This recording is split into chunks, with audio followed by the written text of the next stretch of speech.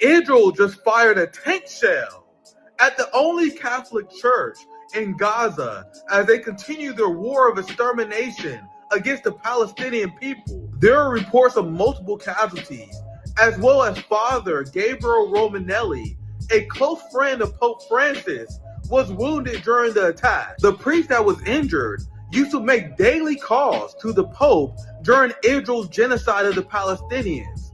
Why are Christian Zionists blatantly ignoring Israel attacking churches and killing Christians? And this is far from new. Israelis actively try to destroy Palestinian Christian history. Just recently, they had a church that was burned down by Israelis that stood in Palestine for 15 centuries. When will Christians in the United States realize that the Jewish terrorists are their enemy? Western imperialists, in order to trick Americans, try to convince them that the Israel-Palestine conflict is a religious struggle between Muslims and Jews. That is maliciously not true. Zionism is a Jewish supremacy ideology where they wage war against anyone who doesn't serve or worship them. These Jewish supremacists murder Christians and Muslims in the Middle East en masse, and then also retaliate against anti-Zionist Jews who speak out against their crimes. You guys realize that Israel bombed 4 different Middle Eastern capitals in just 6 weeks? Jewish supremacy is the modern Nazism, and it must be defeated.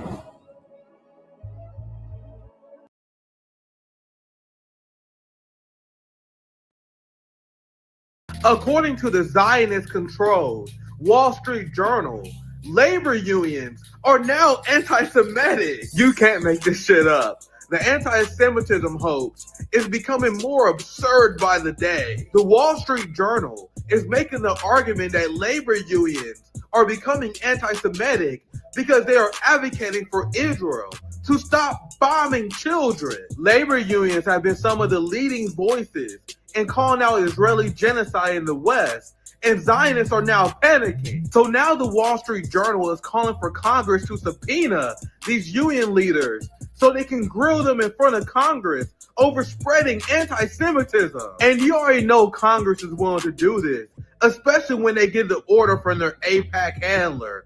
The only problem is, this will deeply backfire. Labor unions are at an all-time high in terms of popularity among Americans, while Zionism is at an all-time low in terms of popularity and American support. So attacking unions for not supporting Zionism is not going to work out that well for them. As Zionism becomes more and more unpopular in the West, we're going to see the Zionist-controlled ruling class engage in even more harsh authoritarian tactics. These people are Jewish supremacists who legitimately believe that we don't have the right to question the Israeli state. I am beginning to question our ability to coexist with these people.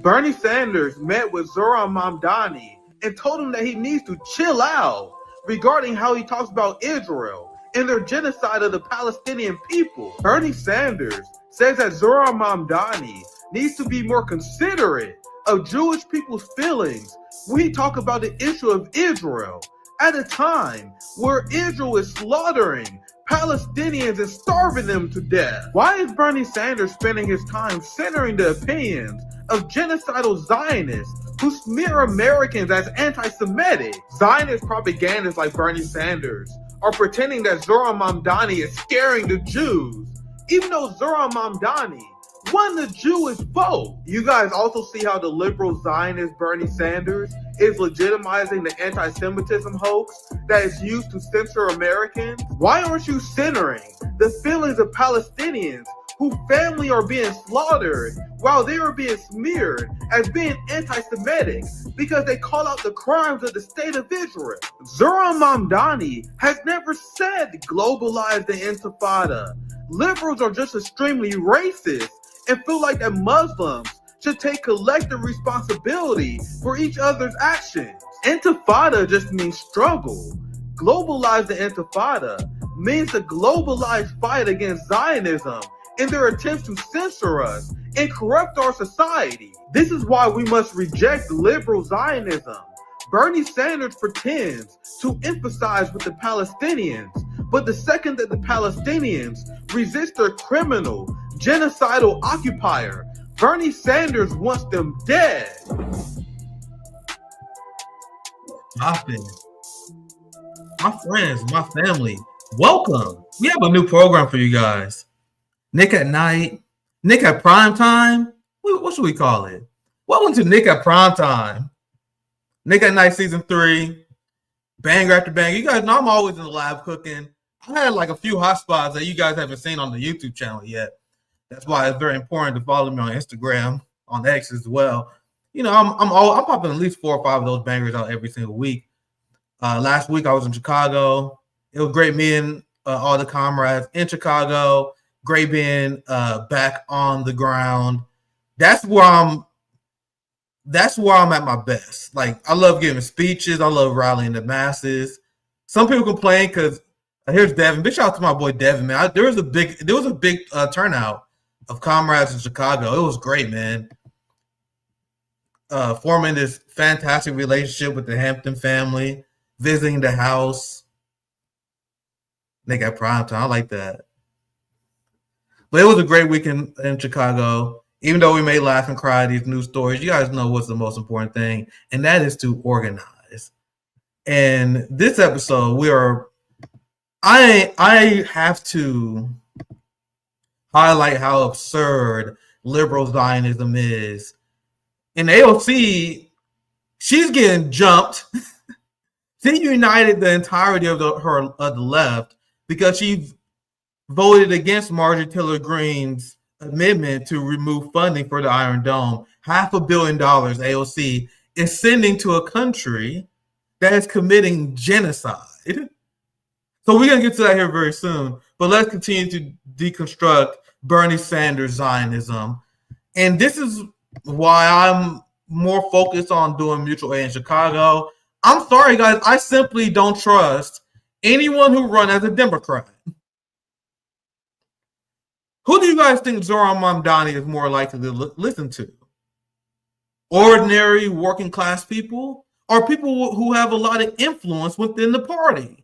That's what it means to be a Democrat. And we already seeing Zohran Mamdani being influenced by genocidal liberal Zionism. And Bernie Sanders and AOC, they realized that their job immediately was to turn Zohran Mamdani as quickly as possible. Got bad luck for you guys. I feel like they're being quite successful. The problem with Bernie and AOC, and they don't realize this, they don't realize that progressive accept Palestine is dead. You have the idea, you have Gaza that's in stage 5 of famine right now. This is something that we as humanity will have to deal with forever. Like, do we just move on and live life normally after we're now in a position where Gaza is in an irreversible famine? Babies starving to death? Literally, mothers, and this has been the case for a very long time, can't produce breast milk. Israel and the IDF is blocking baby formula. So after Zionists, what is the military application of Israel blocking baby formula if their goal isn't extermination of the Palestinian people?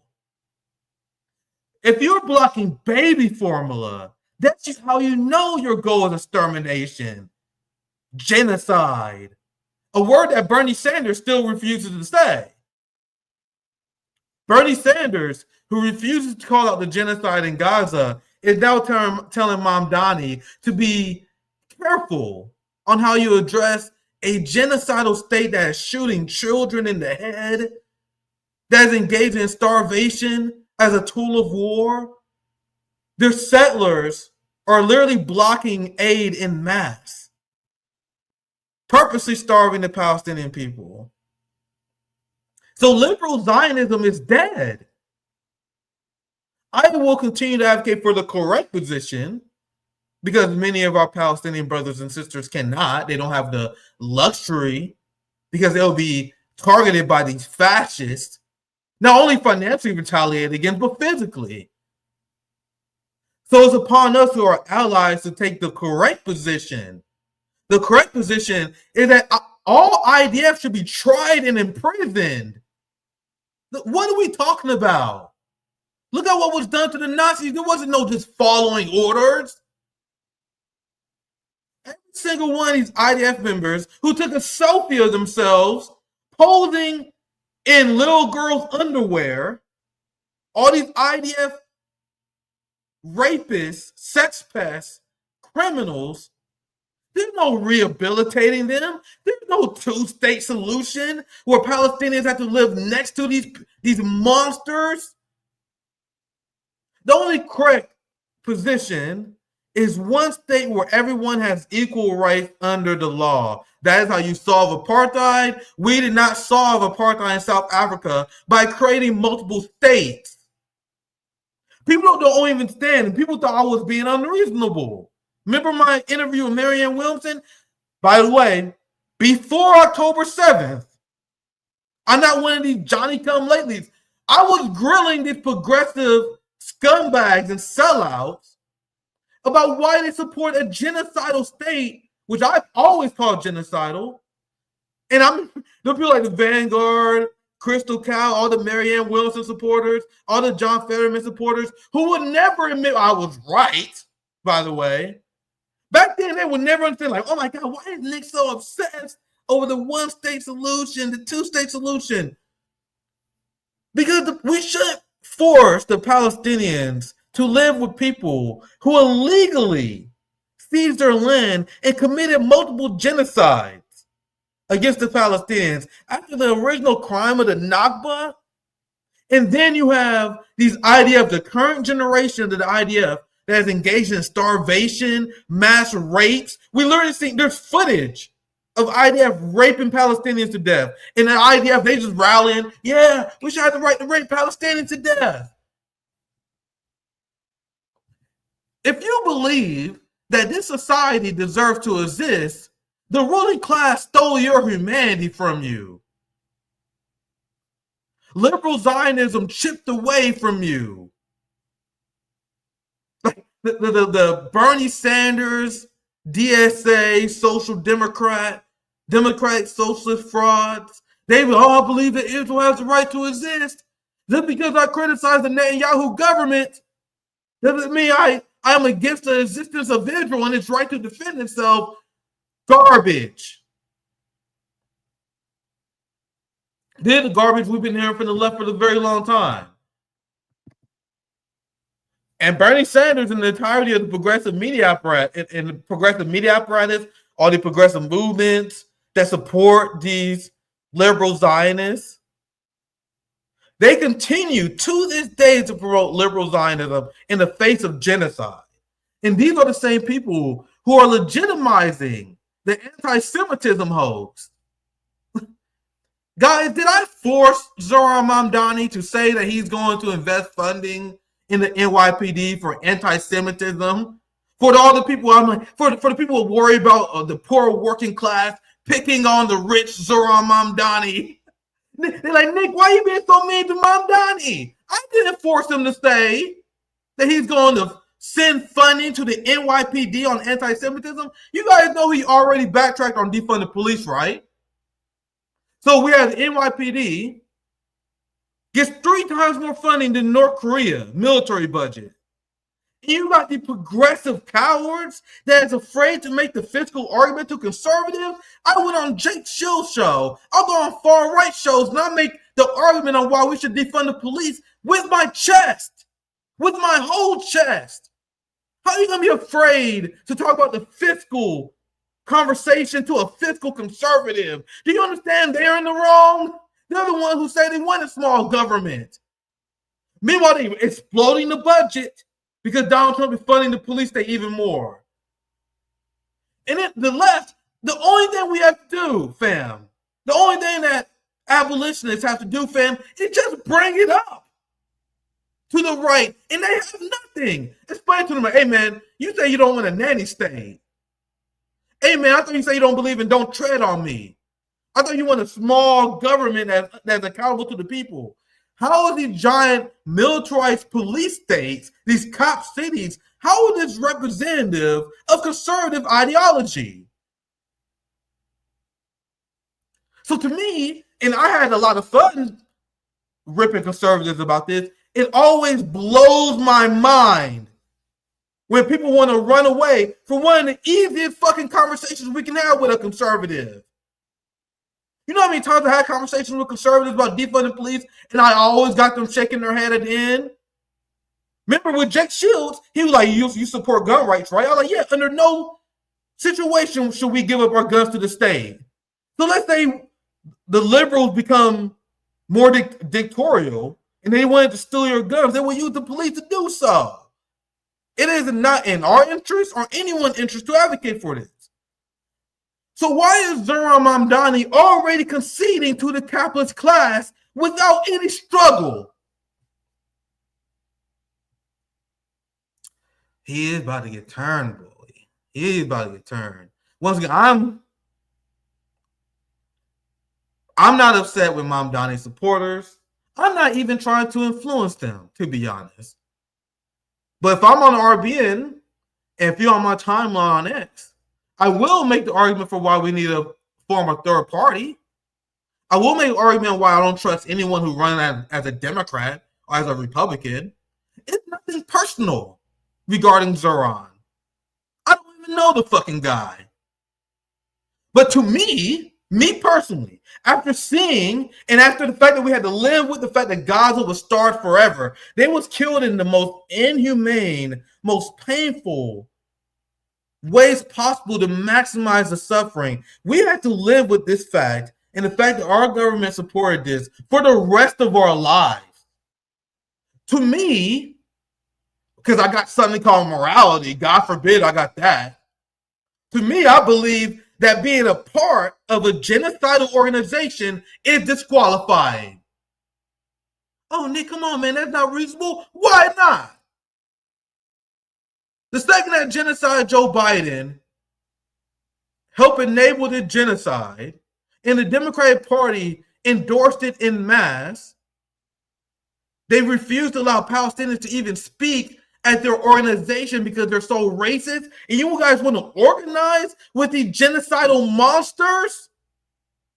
And just to show you guys how incoherent the left is, there was a lot of these fake DSA leftists who was upset with me because I had a conversation. I was invited to have a conversation with Jake Shields. You know, the guy who opposes Israel committing a genocide. This is what your party supports. This is for, to me, there's no forgiving people who run in this party. Oh man, don't worry, I'm running in the KKK to reform it. Hey guys, I'm running within the Nazi party because I want to reform the Nazi party. Can you guys wake up and realize how ridiculous this is? After what we've seen in Gaza, the worst military campaign in human history, more bombs dropped in Gaza than the Allies dropped in Dresden. More bombs, more children killed in Gaza in only a year and a half than every single battlefield combined for 20 years. You guys, I can go over these stats all day. You guys humanity still haven't even woken up what we've seen and what we lived through in Gaza. Churches being bombed, people being burned alive, children with sniper bullets in their head. The worst thing is Israel is blocking medicine, aid. It's truly the most horrific. Though despite all this that's going on right now, despite the fact that Israel committed genocide, we've seen children being burned alive, they're doing probably one of the most evil acts we've seen in modern human history. Is there a historical precedent for starving a population, creating an aid concentration camp, and then murdering people as they get aid? The Nazis fed the Jews. Zionists literally starving them and murdering them in mass at feeding centers. We have never seen anything like this. Meanwhile, you know what Bernie Sanders is talking about? Bernie Sanders is centering the feelings of genocidal Zionists at this time. I'm going to read this here. This is CNN article about what Bernie Sanders said to Zohran Mamdani. Sanders, who is Jewish, by the way, urged Mamdani to be cautious about how he approaches talking about Israel. Isn't that interesting? And I saw this great post. So big shout out to them. Isn't it interesting whenever Bernie Sanders is asked about genocide, whenever someone asks Bernie Sanders to condemn what Israel doing as a genocide, Bernie Sanders' reaction to that is, oh, come on, man, it's just a word. Come on, man, we're getting way too tied up. We're getting way too tied up about genocide or not genocide. Look, this is what Bernie Sanders said. He said, let's be clear, we have 50,000 people who have been killed. Over 100,000 has been wounded. That is horrible. That is barbaric. That is the concern we have. But some people want to argue about a word. So when it comes to Zohran Mamdani and people saying globalize the Intifada and stand up for Palestinian resistance, we have to be extremely careful about what words we use. Hey, come on, man, you don't want to make the Jewish supremacists feel uncomfortable, don't you? Meanwhile, when it comes to talking about the crimes of Israel, come on, man, it's just a word, man. We shouldn't be fucking worried about the word. It's just, come on, man. People have no idea how manipulative Bernie Sanders is. They brainwash young Jewish children, like Bernie Sanders, who grew up in a kibbutz, that they must do propaganda and they must serve Israel at all times.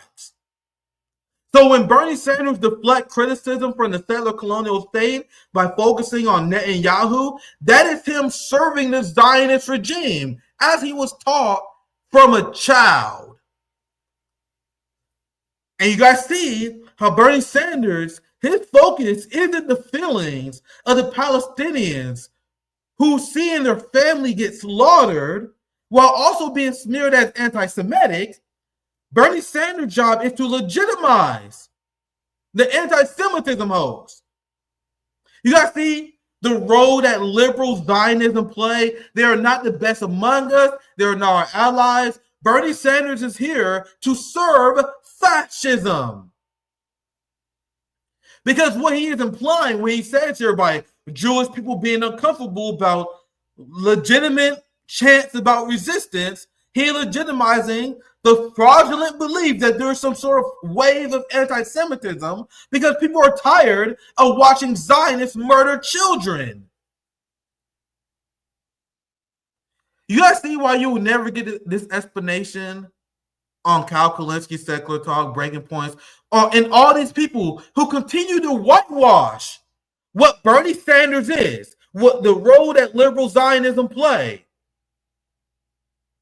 There are people to this day still defending AOC. It's unbelievable. They still believe that the liberal Zionists are on our side because they tweet that they're sad about Palestinians. You understand how nefarious these people are. Because Bernie Sanders will talk about how, oh my God, I'm sad whenever a Palestinian die, but God forbid that Palestinian achieve a victory. All these liberal Zionists, watch their reaction whenever a Palestinian achieve a victory. Bernie wants them dead. The same with Hamas. He wants them dead. Another important point before I continue. Bernie thinks he's slick. It's not just a word when you talk about genocide. The reason why Bernie Sanders doesn't want to call Israel a genocide because that would make Joe Biden and every single Democrat who voted for arms to Israel complicit in a crime. It's not only against international law to arm a genocidal state, it's a violation of Leahy's law. So you guys see how manipulative and evil Bernie Sanders is being and how he's trying to manipulate the dumbest of the dumbest in the left? And many of the dumb-dumbs like Majority Report, all these people, they give him a pass.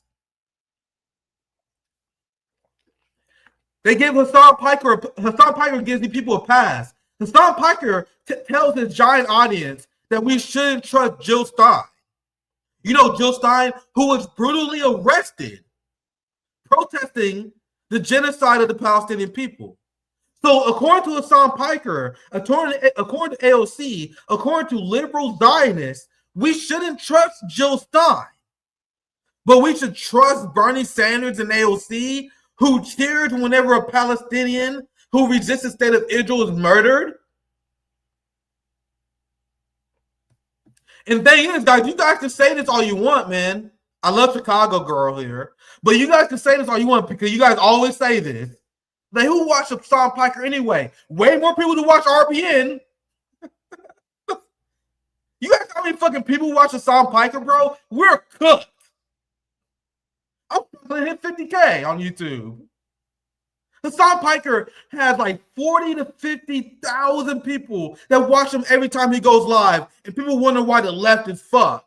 And then people are like, oh, well, we just ignore him. Oh, well, come on, man. Don't talk about Hassan Piker. Don't talk about these people. Why do you think the left is in the position that they are?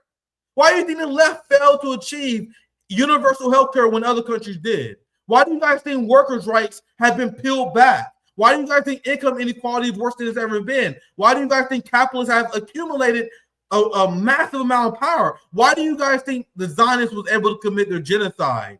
Because we have motherfuckers like Hassan Piker, who is leading workers off the cliff, who are way more influential than RBN.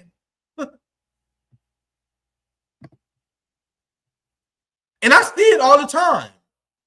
Hassan Piker giving Zohran Mamdani comeback interviews.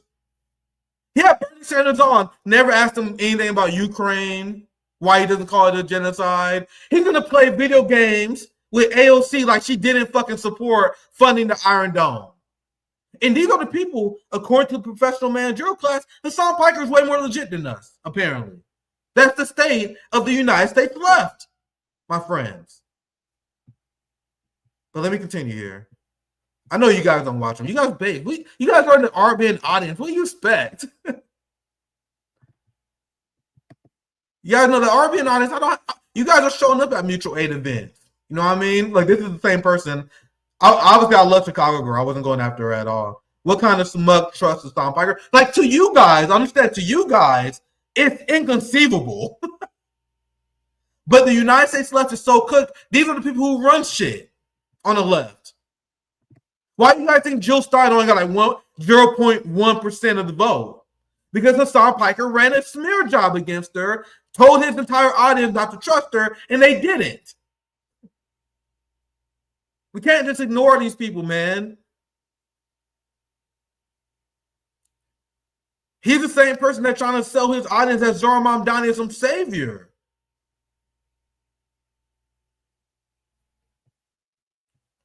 And here we go. Mamdani's already starting to sell out. So I'll read this part again. You guys see what Mamdani is saying, which already should raise every single red flag. Sanders, who is Jewish, urged Mamdani to be cautious about how he approaches talking about Israel. Both are critics of Israeli Prime Minister Benjamin Netanyahu and Israel's handling of its war in Gaza.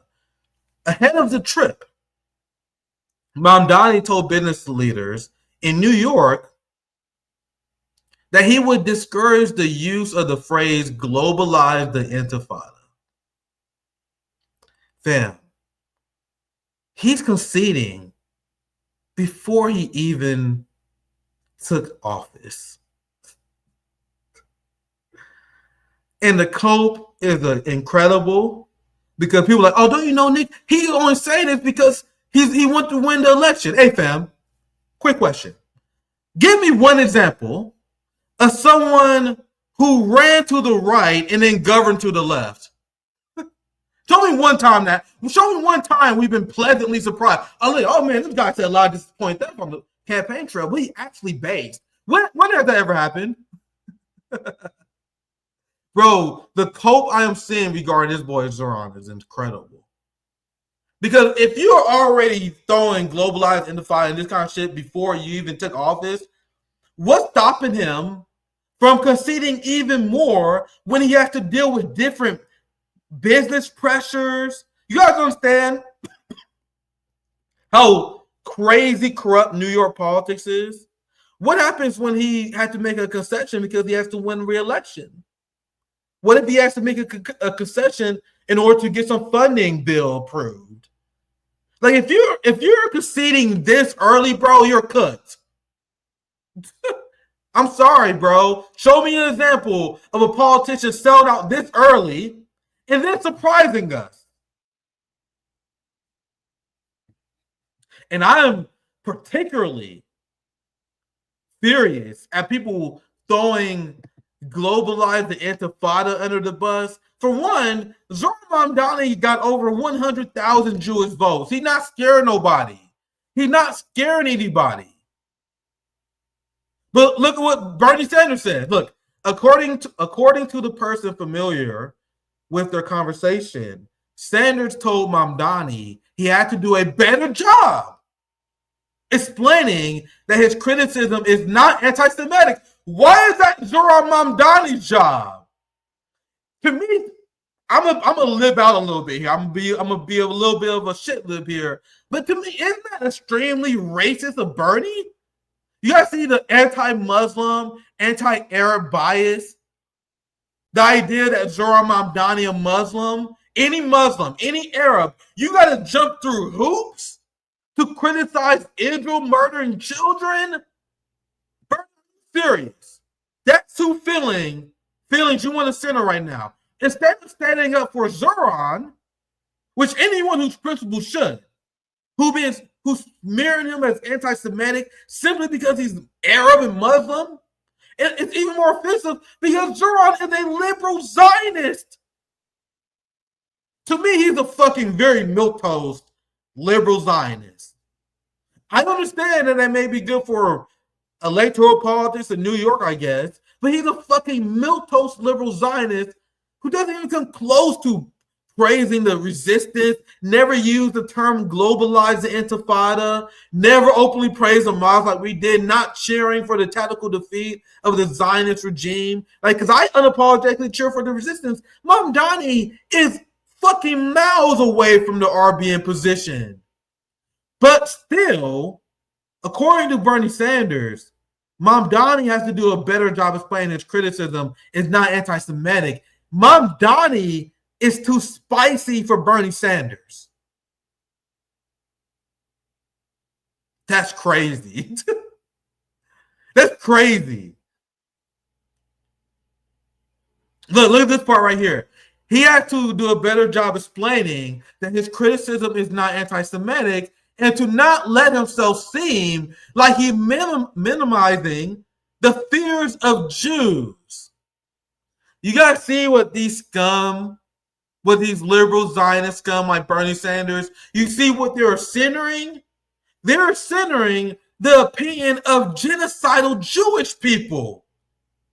Remember, Zohran dominated the youth Jewish vote. He had over 100,000 Jewish people vote for him. But Bernie Sanders doesn't give a fuck about them.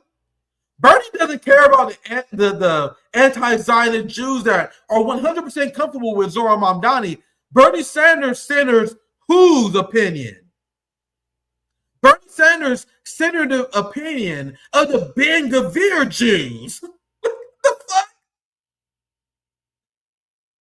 Why is Bernie Sanders centering the opinion of the Ben Gvir Jews? Like, these are the people like Mark Levin who's having a meltdown over Zohran Mamdani. But look, Bernie Sanders want him to focus on him. And this is not new. This big shout out to Zay Squirrel for bringing this up. I'll cover this. Bernie Sanders scolded Ilhan Omar. This is not new. Bernie Sanders did this thing and this is what Lottie's quote unquote, and I very emphasis on the quote, anti-Zionist Jews. Well, Bernie's not even an anti-Zionist Jew, to be clear. But all these Jews who claim they care about Palestinians, you guys see how they always, without fucking fail, they can't help themselves but to wag the finger at Arabs and Muslims about how they talk about Israel. If I were Jewish, I would be ashamed.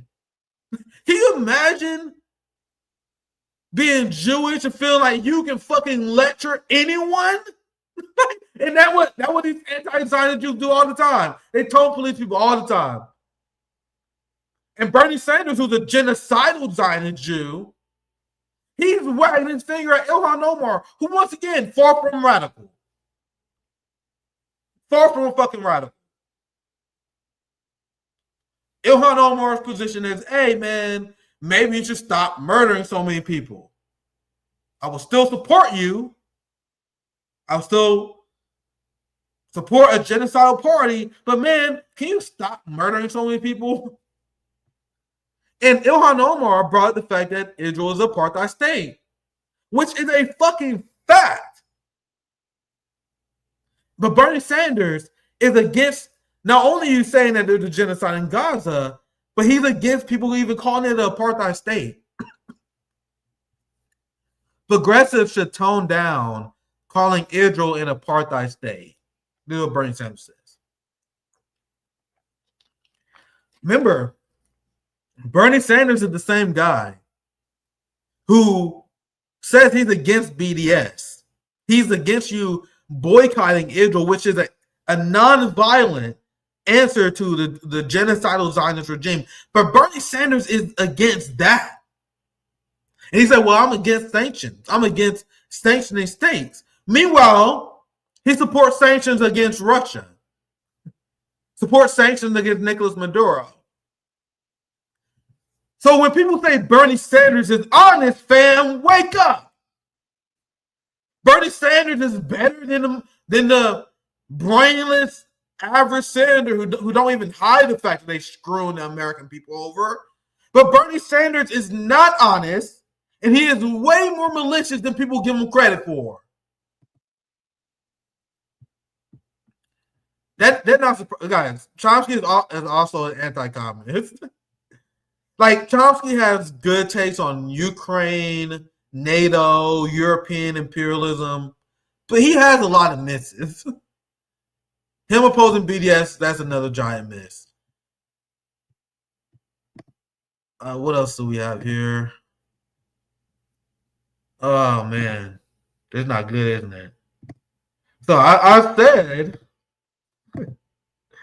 that I am worried about Zohran Mamdani being immediately turned by the DC establishment.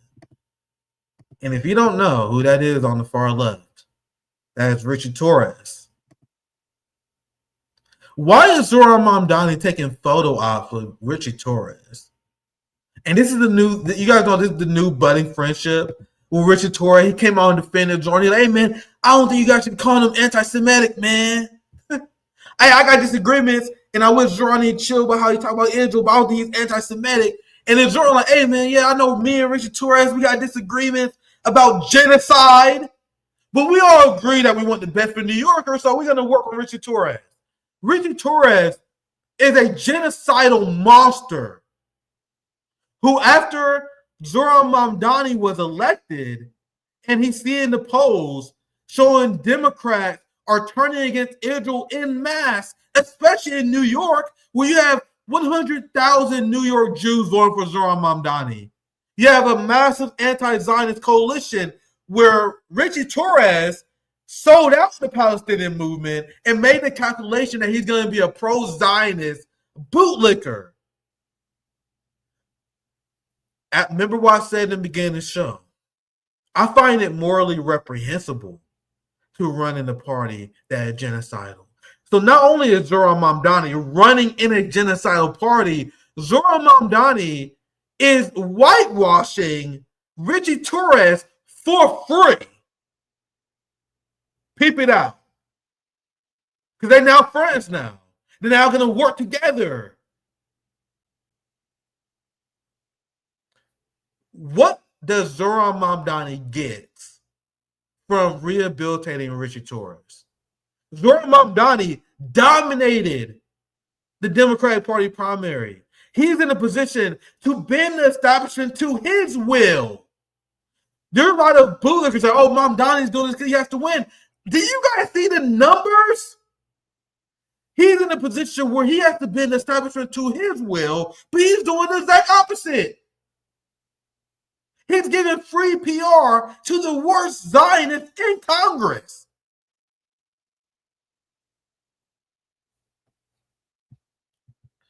The same people, and it's the intellectual inconsistency, man, that gets me. Because the same people are like, oh, come on, Nick, why you can't ever talk to Jake Shields and honest. Nick, you shouldn't talk to Jimmy Dore. You shouldn't talk to this person. You shouldn't talk to Hodge. These same people who put all these litmus tests and put barriers up against the working class and saying that you shouldn't work with your neighbors. They don't have nothing to say about Zohran Mamdani organizing with a genocidal freak.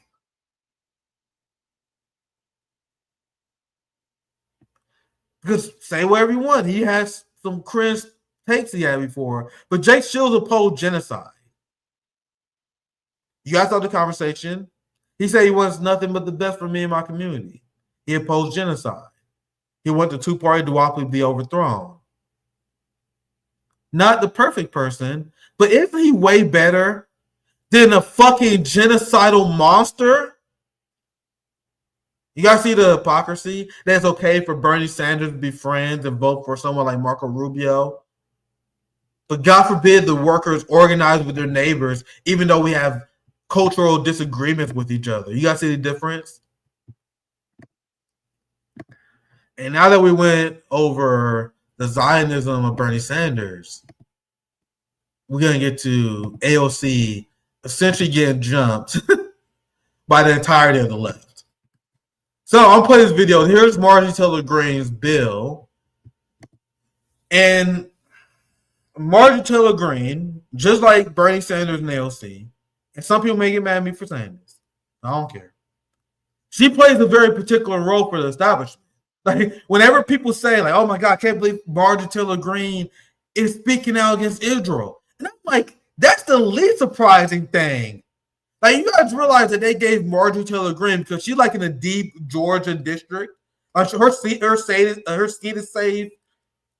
Like, she plays a very important role for the establishment. She's the conspiracy theorist. She said all this crazy batshit. Like, she like Alex Jones. She says 1,000 bad things, and then she's allowed to speak up against the war in Ukraine. She's allowed to call out Israel as a nuclear state. The establishment don't mind that, because the establishment can then turn and say, oh, look at you. You're aligning with Marjorie Taylor Greene. Don't you know that Marjorie Taylor Greene is a conspiracy theorist? And Marjorie Taylor Greene, she knows her role. She knows she's the heel. And see, my friend Zoya knows she's controlled our position because she sent weapons to Israel, dipshits. She voted for Donald Trump, who enabled all these wars. At RBN, we are begging people to stop falling for the political theater. So I'm saying this because it's very important to say Marjorie Taylor Greene is allowed to say this because she is the heel. And her job is to tie everyone else who has correct positions to the back. So people like Bernie Sanders say, oh, I support Ukraine aid. What are you? You support Marjorie Taylor Greene and Tucker Carlson. That's why she's allowed to say this kind of stuff. She's a useful idiot in the establishment. But here's Marjorie Taylor Greene speaking about her bill. And you will never guess, I bet you will, who votes against. Mr. Speaker, as the House considers the defense appropriation bill today that costs the American people $831 billion, It's important to talk about that this is the funding for our great men and women serving in our military and our nation's defense. The Department of Defense's mission statement is to deter war and ensure our nation's security, and that is worthy of the American people's hard-earned tax dollars. However, the American people are $37 trillion in debt. So this is money that is being spent that they already don't have. My amendment would strike $500 million in funding for nuclear-armed Israel's missile defense system. And it's important to phrase it that way. Israel is a nuclear-armed nation, which is very capable of defending themselves, and they have been proving that so as we've watched on the world stage. The U.S. already provides Israel with $3.8 billion annually in foreign aid. $3.8 billion, that's a lot of money. Additionally, the April 2024 security supplemental included $8.7 billion for Israel. That is nuclear-armed Israel. And during the recent 12-day war, the U.S. used 15 to 20% of our terminal high-altitude area defense missiles stockpiles defending nuclear-armed Israel, which cost us over $800 million. The $500 million provided in this bill will fund Israel's, that is nuclear-armed Israel's, missile defense system, the Iron Dome, David Sling, Arrow system. Yet Israel is a nuclear-armed nation. That's a pretty big deterrent for any of their enemies.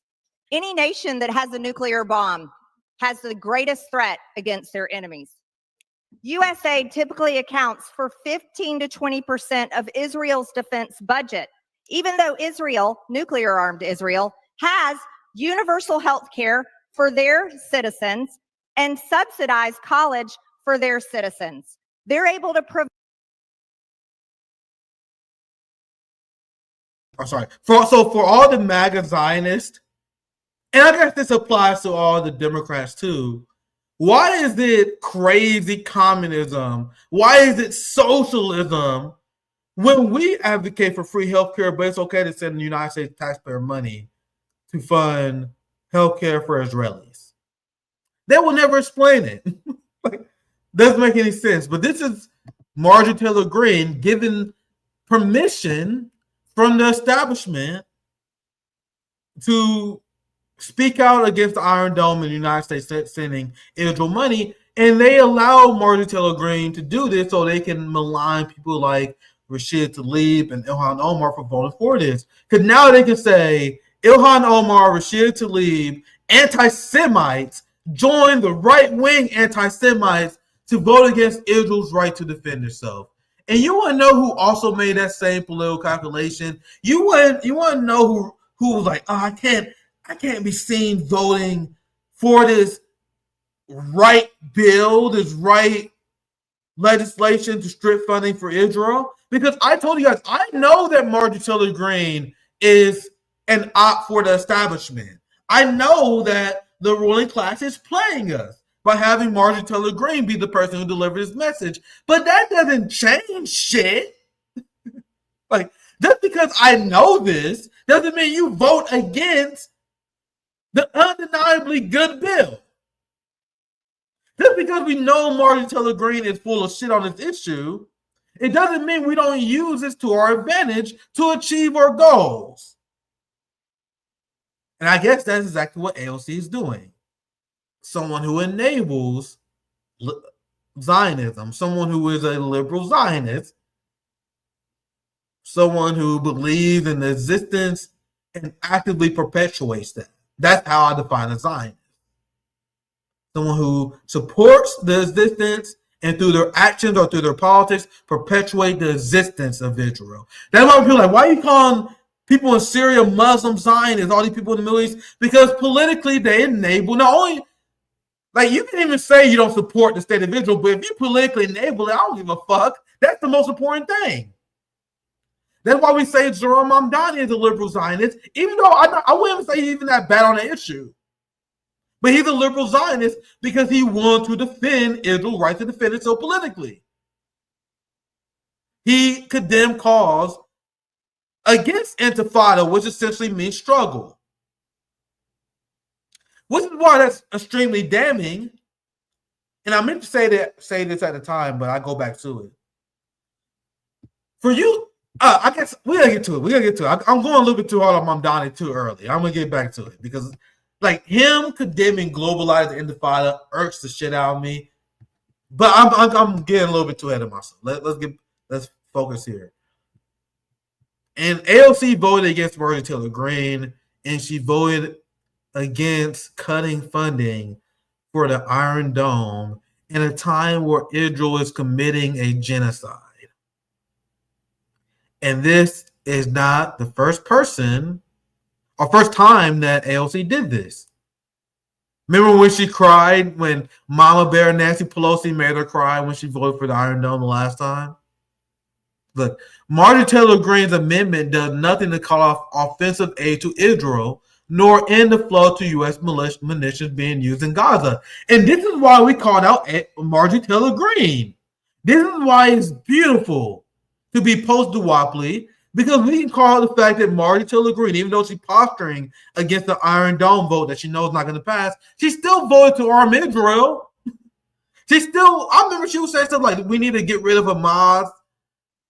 And she voted for those weapons, so that's the point.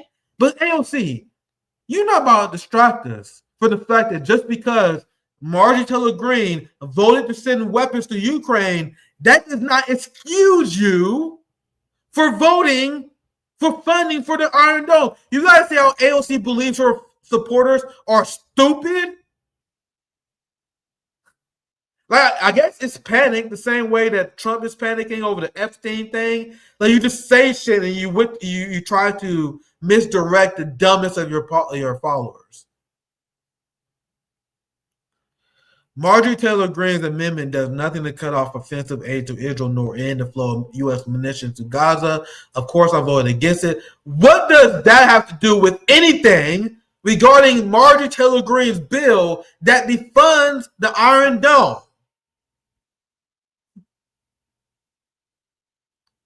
If you give someone a shield and he uses a sword and shield to slaughter people, the shield is not a defensive weapon.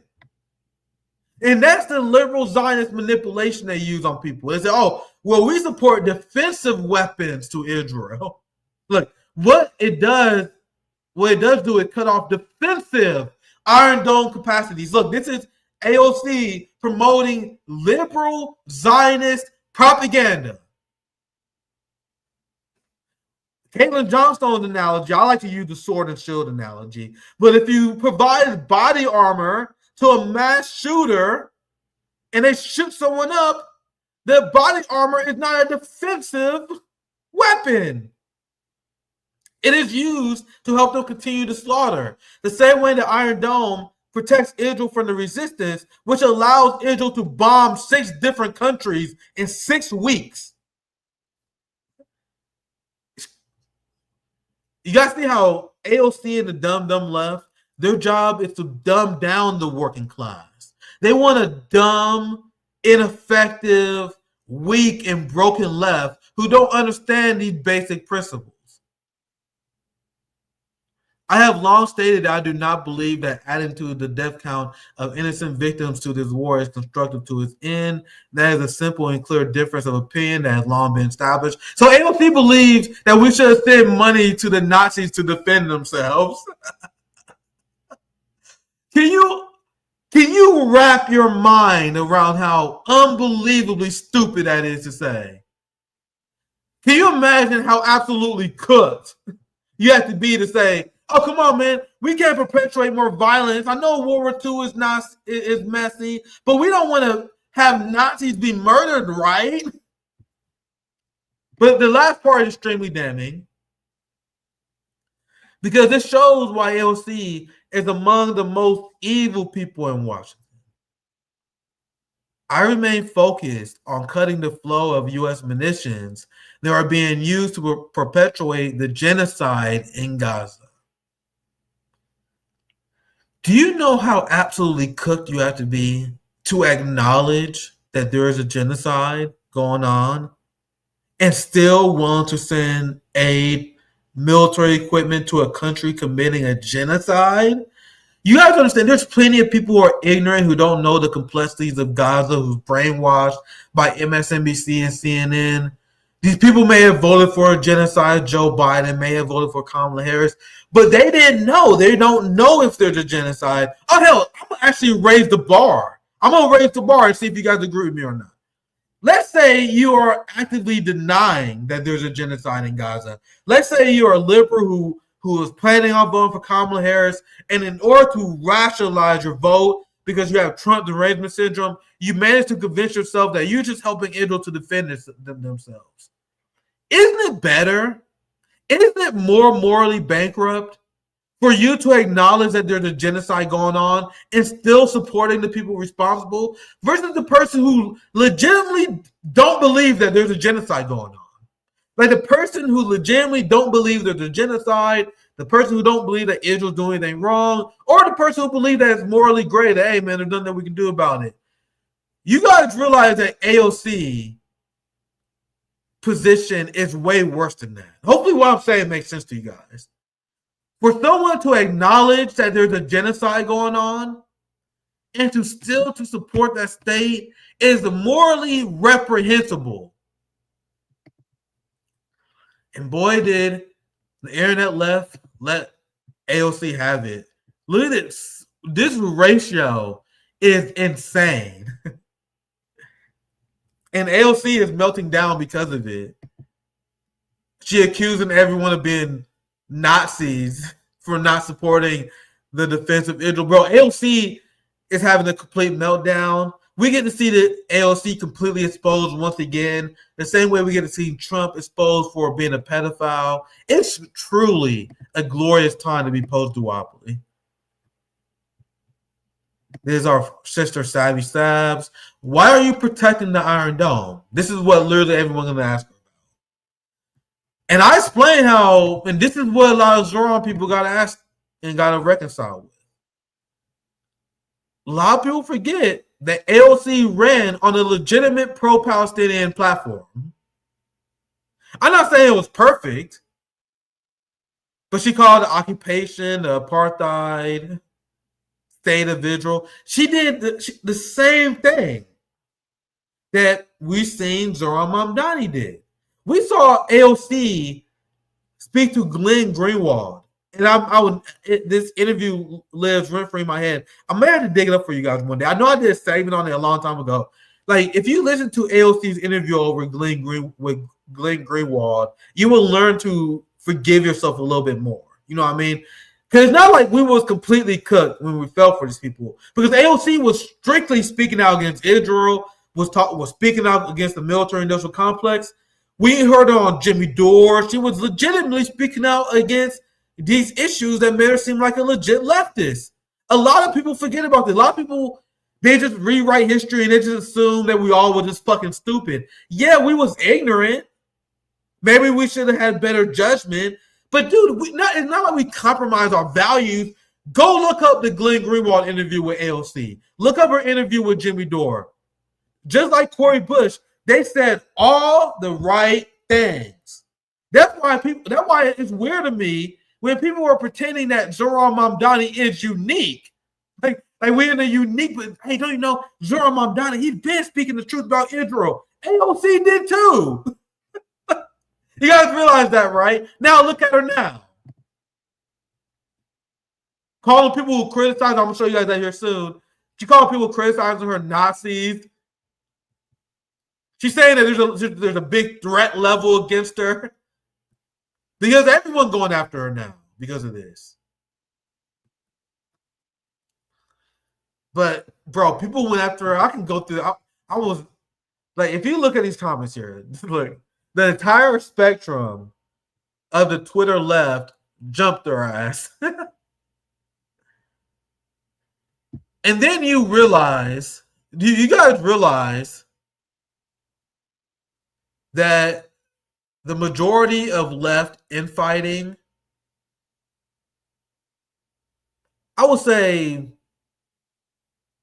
80% of quote-unquote left infighting over the last 5 years or so. Essentially, people who was upset at people for calling out Bernie Sanders and AOC early. This is the tweet I want to show. There are people who called out Bernie Sanders and AOC early on, and then there are the people who hung on, like the people you see in the first image here. There are people who hung on, who wanted to make money off of the Bernie Sanders grift, who defended AOC to the death, and they hated, and people like Cal, all these people hate our guts because we had the audacity of getting AOC and Bernie Sanders correct first. Now look at all these people who are Johnny-come-latelys who are now realizing that AOC is a Zionist scumbag. That Kyle Kalinske, you have that socialist done left guy who's literally a racist. I suppose he literally, during Trump's first term, was saying stuff. He was posting the N-word. Like, bro, look up socialist dumb left. He said all this crazy racist shit, and now he think he can fucking be a gatekeeper what it means to be be on the left. I already covered this before. But here it is. Also, this is all you guys know I'm not talking shit. Bro, the screenshots are crazy. There's all sort of N-words. He's saying how he hate the blacks. This is that guy, by the way. This guy has been rehabilitated by the Bernie Sanders left because he told people to vote Democrat. That's all it takes. This guy was an unhinged, racist version. It wasn't like a long time ago. It was during Trump's first term. Like, bro, you was a Nazi during Trump, and you think that he had the right to gatekeep what it means to be on the left. I call him out all the time. But even the biggest Democrat DSA shitlib accounts like Kyle Kalinske, SDL, and Mike from PA, even they are calling out AOC.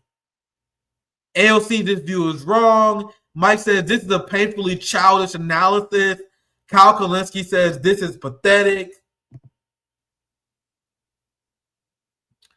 And this is the base side. That's why this tweet was so good, because this person said that the entire spectrum of the Twitter left jumped his ass. And now you have the tankies who are right about everything. They will never admit that tankies are right about fucking everything. This is what I said. I had a pretty good big ratio on her.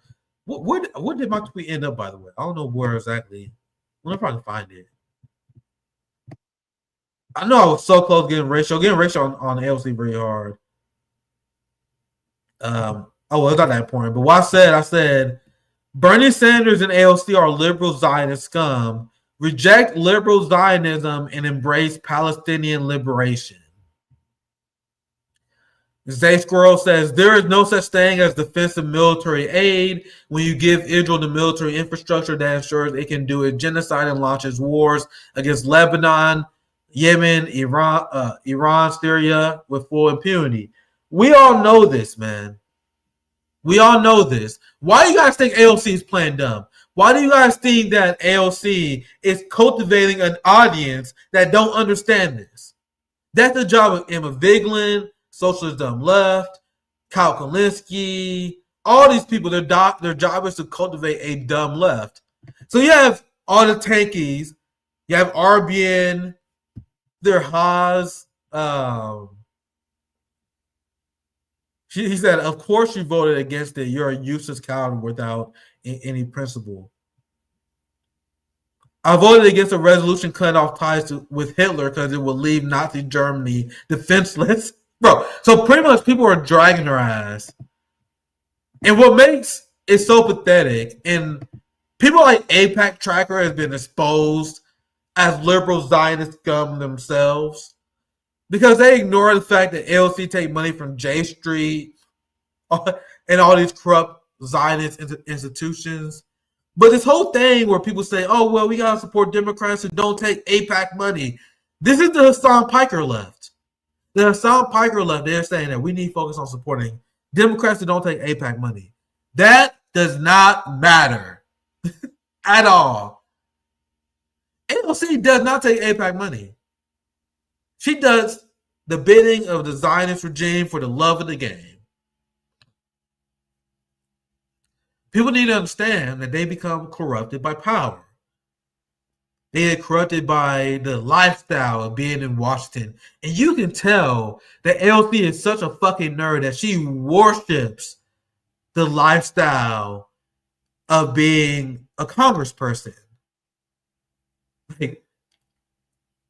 Like you can tell that AOC is West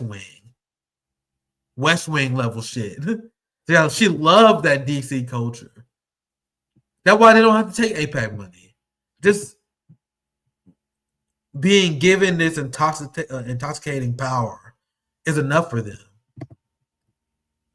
And this is the liberal Zionist. I support the Iron Dome That Bernie Sanders and AOC has brainwashed so many left to fall for. And why she is taking so much criticism now, because this progressive accept Palestine shit, it doesn't fly anymore.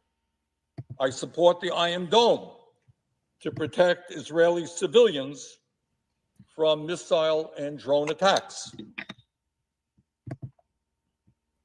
I would say that the United States, our responsibility is to the stability and the security of the region. That means being able to support, yes, Israel in its defensive capacities, right? In its ability, in that context. I support the Iron. So this is literally Zionism. You guys see how AOC said her priority is secure the region, not the liberation of the Palestinian people. You guys see it? You guys see how that works? She don't care about Palestinians. She just wants to stabilize the region. She wants to secure the existence of Israel and have Palestinians live in a state of apartheid forever. This is the real position of these liberal Zionists. AOC votes to back Israel's lobby's bogus anti-Semitism definition. There we go. And you want to know who made a discovery shortly after she was given power? AOC. Alexandria Ocasio-Cortez reveals her Jewish heritage. Of course you did. Of course you did. And you guys realize that there are people like Hassan Piker. Once again, I'm not punching down. He's pretty fucking influential. Hassan Piker is telling his millions of fans to trust AOC and distrust Jill Stein. Hassan Piker, remember, way more influential than us, has convinced a ton of people that Jill Stein cannot be trusted. But we must trust this person, Alexandria Ocasio-Cortez. You guys see how cooked the United States left is?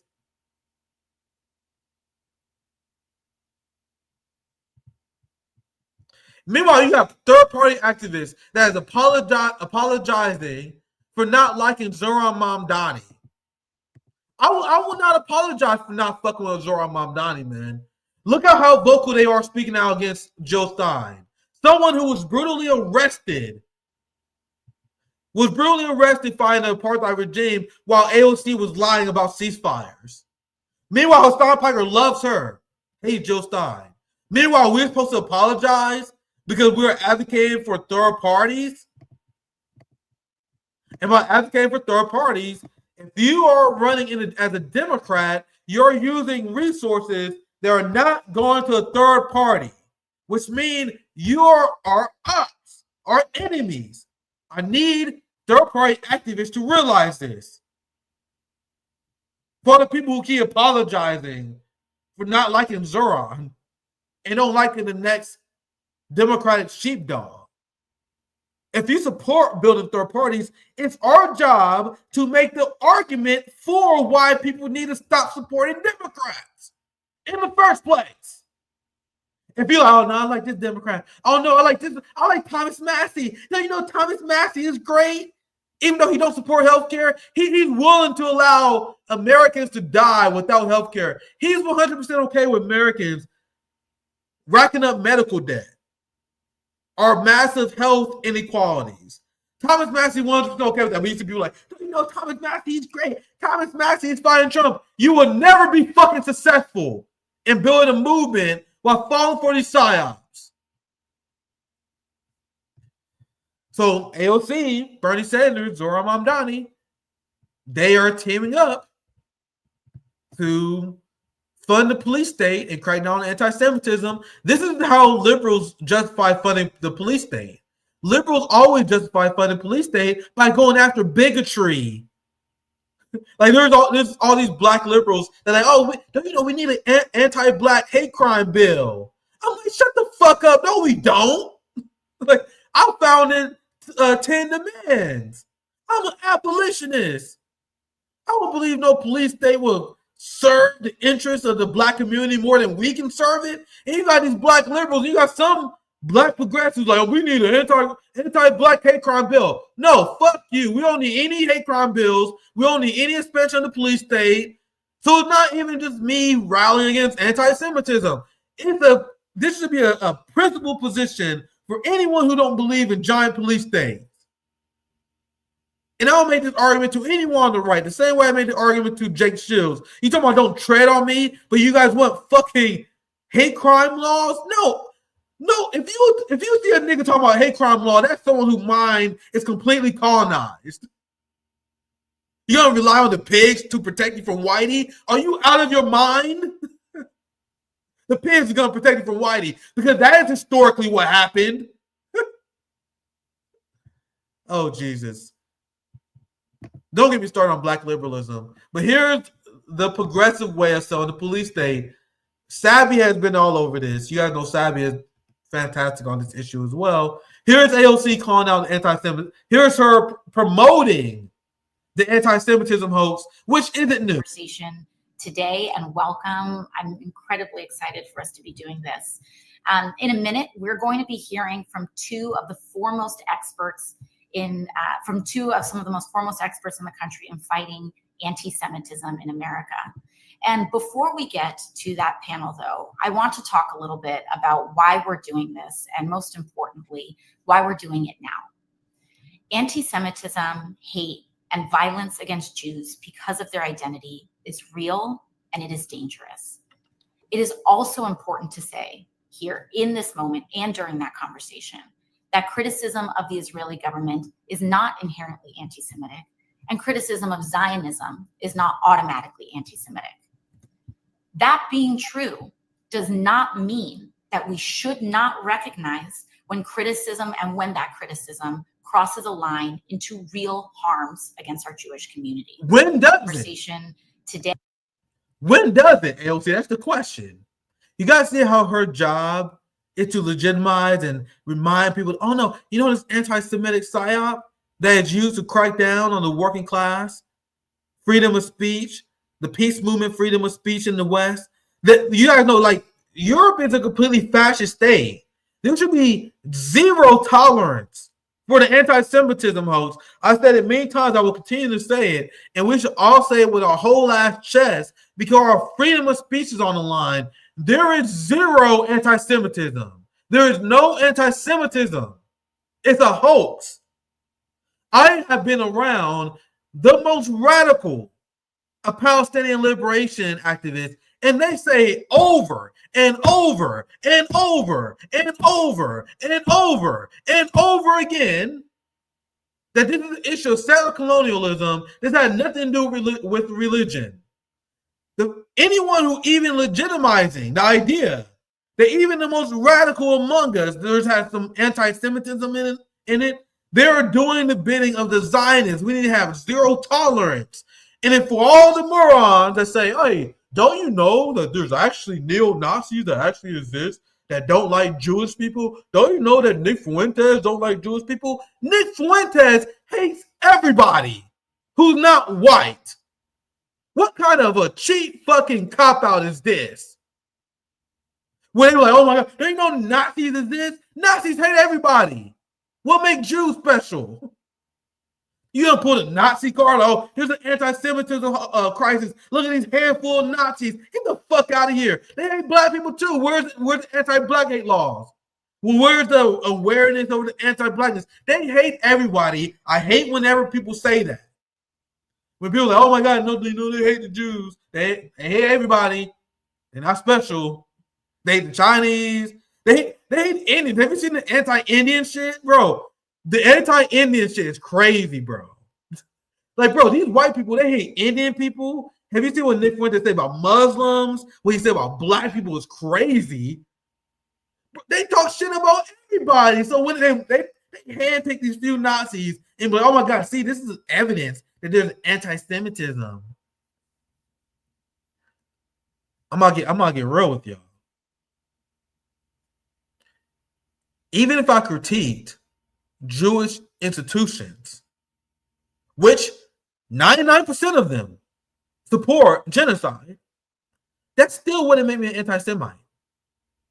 If I said I don't believe that Israel has the right to exist, that's not anti-Semitism, literally everyone who repeats the anti-Semitism hoax will tell you that you're anti-Semite if you don't support the state of Israel. States inherently don't have the right to exist, especially a religious ethno-state. I am not religious. I am tolerant of people's beliefs, but I am not religious. The idea that you're going to tell me, someone who is not religious, someone who is an atheist, that I must accept the existence of a Jewish state, where I believe that Judaism, like all Western religions, are inherently barbaric and enable slavery. The idea that I must accept the teachings of your book is crazy. Let alone anything else. The idea that you put in guns to people's head and say, hey, do you support Israel's right to exist as a Jewish state? No, motherfucker. I don't support any religious ethno-states. I'm not religious, dipshit. That's how far gone we have gone in the West. That's how the Jewish supremacy ride the minds of people in the West, where people who don't believe in the existence of a structuralized religion is being forced to acknowledge the legitimacy of Yahweh in Judaism. I read the fucking Torah. I read all these religious books. It's fucking garbage to me. But we supposed to believe this shit? Once again, I want to respect people's beliefs, but the second that you tell me that I have to support your religion or I'm anti-Semitic, that's when we start having problems. Zoya is love, Zoya is life. You already know. Karl Marx was spitting when he said religion is the opium of the masses. Why you guys think the black church convinced so many black people to support these corrupt politicians? The black church brainwashed people to support people like Jim Clyburn and Hakeem Jeffries who are Zionists. It is the opiate of the masses and how the ruling class has manipulated peasants throughout human history. I don't know how people fucking read history and not see the manipulation of these churches and not come to the conclusion that this is a structuralized plan by the ruling class to control the masses. But that's a conversation for another day. The whole point is, the position of Bernie Sanders and AOC is that we are anti-Semitic and we don't support Israel. That is essentially what you're saying. Because why would AOC say it's okay to critique Israel, but there are critiques that go over the line? What do you mean by that? Okay, let me play that part again. Like, what do you mean by that? Does not mean that we should not recognize when criticism and when that criticism crosses a line into real harms against our Jewish community. What do you mean? What harm? Last time I checked, it is Israel that is illegally occupying Palestine, because even based on the British mandate that the UN drawn up, even according to white colonizer laws, the creation of Israel, and this is what they would never tell you, this is what they want to keep you dumb. The creation of Israel was contingent on the creation of a Palestinian state. So Israel blocking the creation of a Palestinian state, which has been ordered by the UN, For decades now, Israel has been a rogue state out of compliance of UN international law for decades for blocking the creation of a Palestinian state. The only thing stopping Israel's UN resolution against Israel because of their criminal behavior is the U.S. veto power. So Israel is an out of compliance state, and its existence is inherently a sin because Palestine doesn't exist. We don't support imperialism, but even going based on their rules, going based on their logic, Israel is still an illegal state. So what right do people have when you have a criminal occupier that is denying your rightful statehood? In this situation, according to the UN Charter, you have the right to armed resistance. You shoot to kill. But if you say that, is that crossing the line, AOC? Is that crossing the line, Bernie Sanders? You guys see how Zohran Mamdani criticized globalized intifada. We are essentially referring to ending the legal occupation as outlined by the laws that you motherfuckers wrote. Not me. Because you guys realize that there's no legal, moral, ethical, intellectual argument for the state of Israel. Because I just explained to you why legally Israel shouldn't exist. Now, morally, it's very easy. That's why a lot of these Indians in India who support Zionism is confusing to me. Because as someone, like you look at Africans, when you look at South America, when you look at the world, the countless hundreds of millions of people who was negatively affected by British imperialism, why would morally anyone legitimize any state that comes from the barbaric British imperialist model? So Israel exists because Palestine was being occupied by the British, and the British cut a deal to give Palestine to the Israelis, to the Zionists. So if you are against colonialism, and if you're against the many countless crimes of the British Empire, why would you accept the legitimacy of one of the last children, and probably is one of the last relics of the British Empire? British imperialism killed millions, stole trillions of dollars. So you guys understand that fuck all that international law shit I was just talking about. I inherently don't support Israel's right to exist because I don't support British imperialism and its legitimacy. The only thing that is legitimate is all the countries who celebrate Independence Day because of British imperialism. Look at all the countries who celebrate Independence Day because of the British Empire. We are one of them, for example. So why would anyone, and for example, India, who love fucking Israel, can you imagine being one of these Indian Zionists? Ew. Ew, brother. Ew. Nigga, the British Empire killed how many Indians? They did what to the Indian people? And you support their spawn? Ew, brother. What? And I will say that to any Indian person face, but that's crazy. Like, that's crazy. Like, Moody and all the fucking far-right fascists in India, they love them some fucking Israel, man. I know I'm super unaccounted. 165 million in India alone. You know, I'm just spitballing.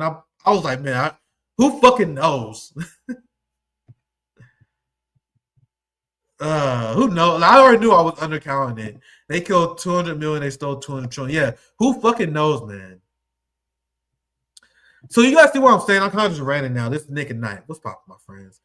But why would anyone be forced to accept the existence of a bastard spawn that come from British Empire. How was people convinced of that? So AOC is getting dragged to historical portions. Like, she united, as I mentioned, the entirety of the left to drag her. Even Cal Kalinske, I'm sure people who play video games with AOC may criticize her now. Bro, AOC got ratio so bad. She had 16,000 comments destroying her. Even people who like AOC was like, bro, what is wrong with you? Bro, what?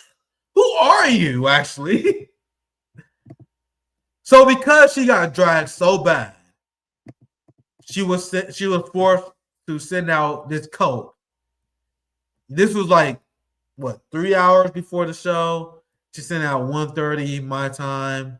I look, my tweet put numbers up, bro. I just now saw it. Oh, Jesus Christ. Bro, you know how many fucking times I'm fucking AOC up on Twitter? It's crazy. So this is AOC's code. Google is free. If you're saying I voted for military funding, you're lying, receipts attached. Drag me for my positions all you want, bro. Bro. You know how much AOC was up at night crying and melting down for her to even acknowledge this?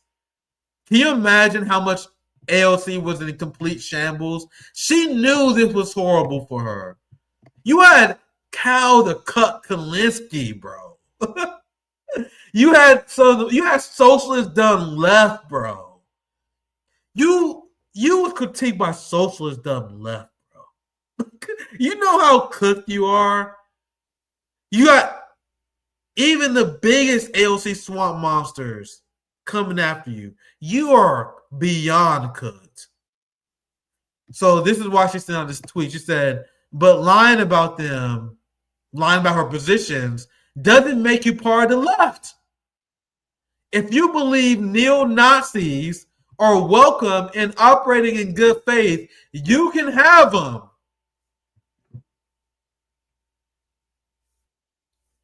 She's saying that anyone who agrees with Marjorie Taylor Greene that we should fund the Iron Dome is by extension a Nazi. You know who else voted for this bill? Rashida Tlaib. Ilhan Omar. Are you calling Ilhan Omar a Nazi? You want to know who has Nazi ties? Didn't you support sending weapons to neo-Nazis in Ukraine? The same neo-Nazis in Ukraine that Marjorie Taylor Greene spoke out against, by the way. The idea that Democrats can ever use the smear of calling other people neo-Nazis after supporting the Nazi agenda in Ukraine, after sending them so much weapons that we're going to deal with the black market boom of guns that Nazis going to have forever now. The idea that you're going to call anyone else a neo-Nazi after your Ukraine vote is crazy. The fact that he calls people a neo-Nazi because you voted to give military aid to a state that you acknowledge is carrying out a genocide is crazy work. Can you imagine the mental illness, the personality disorder that is Alexandria Ocasio-Cortez? You got to see, this is what the ruling class does to you. When you get this kind of power, when you sell out to the Democratic Party, it breaks your brain. That putting it lightly. I want to see what some of the other comments said. This is what I said. You got cooked so hard that you united the entire left against you. Once again, a lot of people who I don't like calling out AOC, they would never admit that we was right about her first. Like, there are people who canceled me. Like, I swear to God, there are people who canceled me because of my criticism of AOC who I see dragging AOC right now. It's incredible. Like Simon said, she's melting down. Let's look at a few more. Here's our friend Jose Vega. First of all, what do you mean by neo-Nazis? Marjorie Taylor Greene? Are you also including Rashida Tlaib, Ilhan Omar, who voted with her? Secondly, this never had to do with you voting no on the overall bill. Look, everyone knows this. AOC, you're not as smart as you think you are. And it's crazy that your fans are dumb enough to fall for this. He said, you did this for political posturing since you have aspirations to run for higher office. You don't want the media headlines to say AOC and Marjorie Taylor Greene work together in anti-Semitic amendment to defense spending bill. There it is. This goes exactly what I said earlier, isn't it? This is exactly why they allowed Marjorie Taylor Greene to come out and support these things. So people like AOC will say, oh, you just teaming up with Marjorie Taylor Greene. This is exactly why. This isn't principled. It's posturing. Your base can see it. The everyday people can see it. It's gross. AOC gaslighting for the Zionists again. Just like there was no one working tirelessly for a ceasefire, her job is lying. She refused to cut genocide spending, now flashing a different vote to deflect, framing anti-Israel amendment as neo-Nazi while supporting real war criminals. This is my friend Ryan Knight.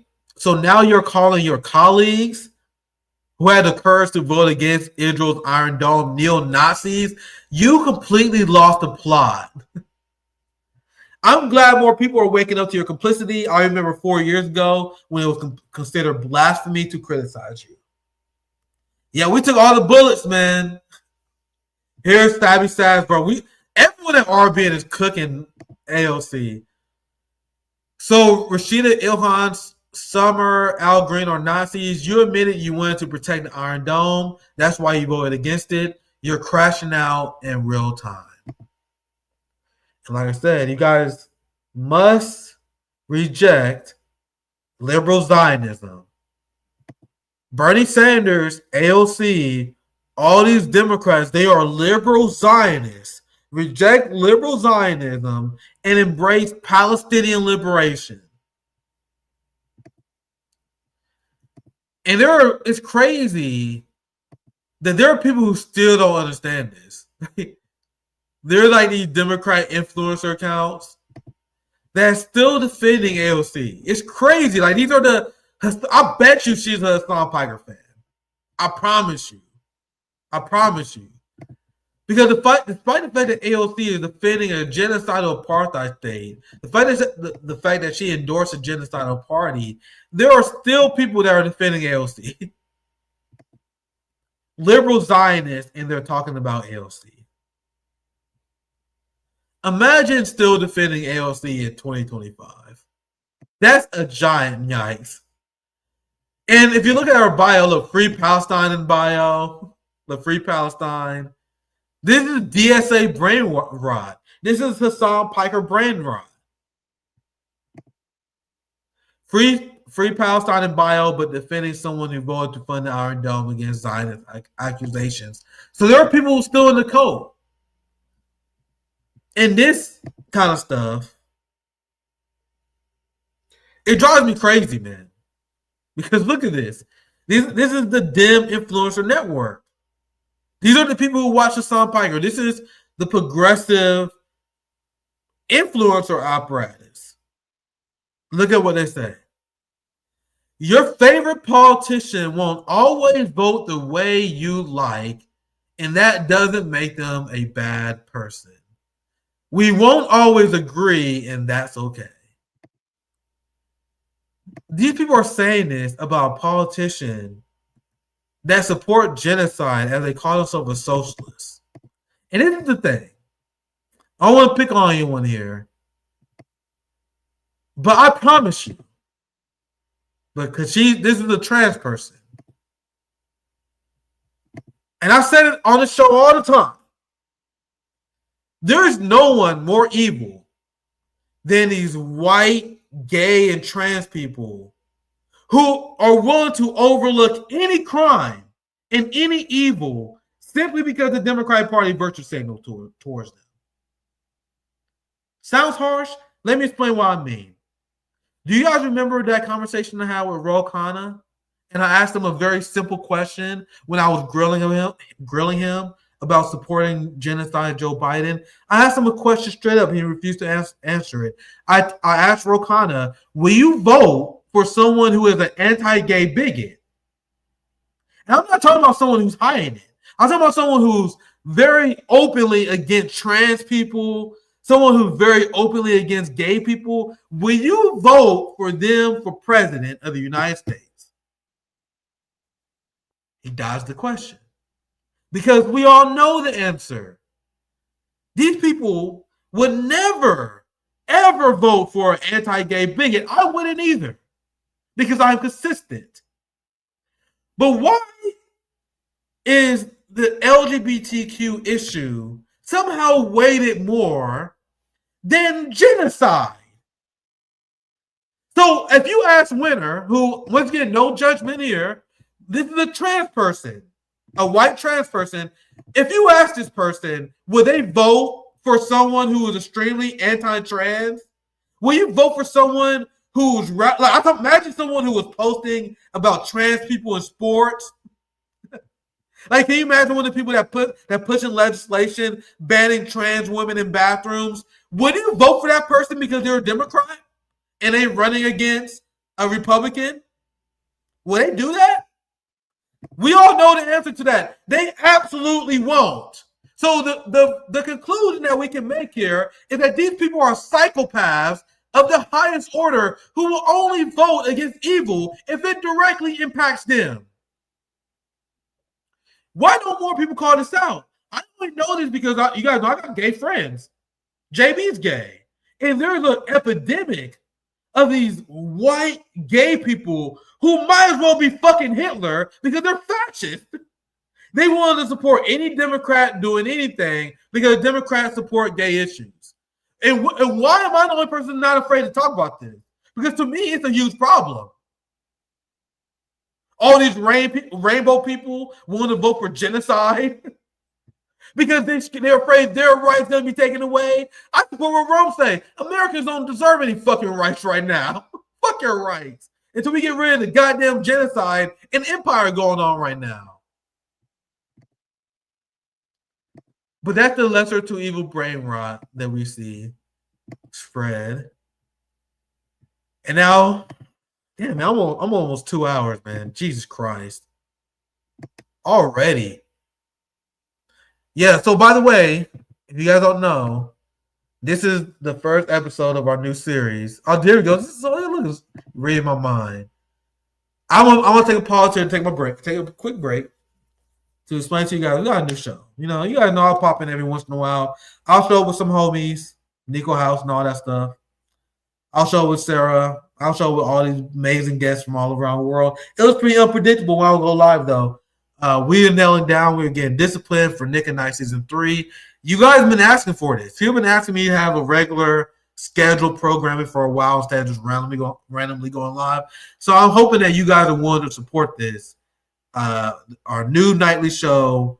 And it's worked perfectly because Savvy goes live Tuesday, Thursday, Sunday. Now I'll be live Monday, Wednesday, Friday, same time. We call this RBN Prime Time. Nick at Prime Time. So this is the new show. I hope you guys enjoy it. It's pretty much going to be rant sessions for me at night. You guys see some homies as well. But I hope you guys understand my point. Because to me, I never understood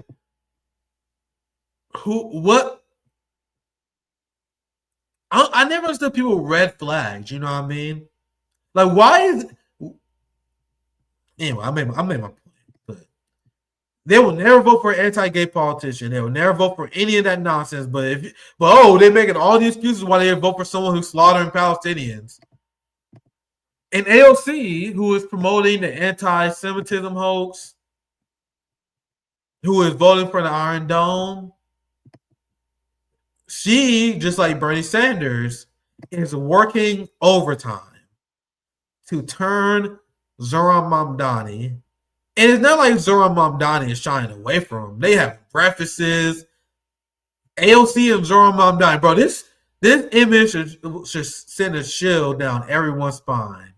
Do you guys think Zohran Mamdani is going to be more like RBN? Or do you think Zohran Mamdani is going to be more like AOC?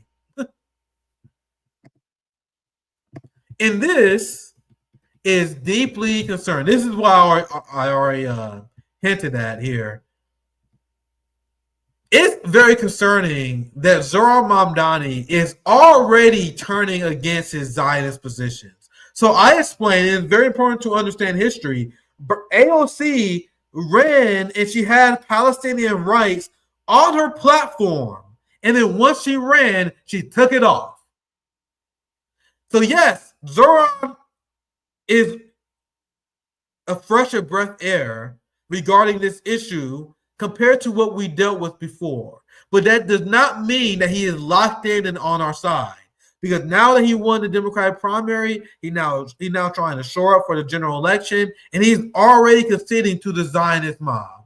So this is Zohran Mamdani essentially throwing his own supporters under the bus, already conceding on terms like globalize the intifada. Anyway, let's watch the clip. At least one of those meetings, you said that you would discourage the use of the slogan, globalize the intifada. And I know you've been asked about this a million times. Let me just throw in my 2 cents. I was actually in Israel for the first time during the second intifada. It was a traumatic, horrible, violent time. You could see where storefronts had been blown out. You had to open your bags everywhere. There was a lot of tension. The streets were deserted, streets that were normally lively. We know, and it lasted for years, that thousands of people, both Palestinians and Israelis, died before they got some kind of a treaty to sort of dial back some of the violence. It was just a horrible, horrible time. And as you know, as you've heard, a lot of people are traumatized by that word. It brings back a lot of really, really bad memories. I was just a visitor, but there are people who have lived with much worse. Obviously, as part of your job as mayor, you would need to sort of dial back the temperature, bring people together. That is not his job as mayor. His job as mayor is to dial down the temperature. No, it's not. His job is to represent his constituents. Where 100,000 Jewish people in New York voted for Zohran Mamdani. And these Zionist mouthpieces are pretending that the Jews are uncomfortable. It's bullshit. Not only is it bullshit because there's no anti-Semitism among people in the Free Palestine movement, it's bullshit because Jewish people are 100% comfortable among Palestinian activists. Look at all the footage of all these Jewish protesters trying to get attention at pro-Palestine protests and failing. Look at all the Jewish people who attend pro-Palestine marches and protests who felt 100% comfortable. That's why it's bullshit. And instead of calling it out, he goes along with it. Like, I don't know what people are saying in this guy, but wait till you see his answer. Obviously, as part of your job as mayor, you would need to sort of dial back the temperature, bring people together. Where are we now in that conversation? And what else might you want to say about that particular phrase? You know, Errol, I've thought about this quite a lot. And for some New Yorkers, this phrase is one that refers to civil disobedience and protests, a call to end the Israeli occupation of Palestinian land. But I know that for many Jewish New Yorkers, it brings to mind images of the like that you were speaking of. I was sitting with a rabbi not too long ago who told me how the same phrase is heard very differently by her. And it's heard as a reference to bus bombings in Haifa, restaurant attacks in Jerusalem. See, this is why I'm an asshole, because why are you tying those things together? Why are you legitimizing their claim? Why are you tying globalized intifada to bus bombings? Why are you even legitimizing this bullshit? Intifada means struggle. And we have Zionists who openly brag about rigging our elections, who weaponizing the police state against us. And here you are legitimizing the psyop that is used to legitimize the police state cracking down against us. Now, I'm glad the RBN audience, I'm glad you guys see where I'm seeing it, because to me, this answer is crazy. And this is a sign that he's already playing to weaponize the NYPD against pro-Palestine protesters. It brings to mind images of the like that you were speaking of. I was sitting with a rabbi not too long ago who told me how the same phrase is heard very differently by her. And it's heard as a reference to bus bombings in Haifa, restaurant attacks in Jerusalem, and engenders a fear in her and in others of the possibility of those very attacks coming home here in New York City. And that distance between what some intend and what others hear is a bridge that is too far. And it is why I have not used the phrase, and it is why I discourage its use. And my focus is on building a movement for justice and equality. And as it pertains to Israel and Palestine, I think often of the words of Noy Katzman, who lost their brother in the horrific war crime of October 7th. And Noy said, we must believe in all life, Israeli and Palestinian, Jewish and Arab. Get the fuck out of here. Precious. And that is the vision that I hope to fulfill. You guys see this liberal Zionist bullshit? We gotta accept the existence of Israelis. No, the fuck we don't, Zohran. Jesus Christ. And just like Bernie Sanders, he is Bernie broing his own supporters. He's like, yeah, I know that they mean it in the spirit of resistance, but I want to discourage their use. Worry about tone policing to concede to genocidal Jewish supremacists? The same way that MAGA was a psyop to win over angry white dudes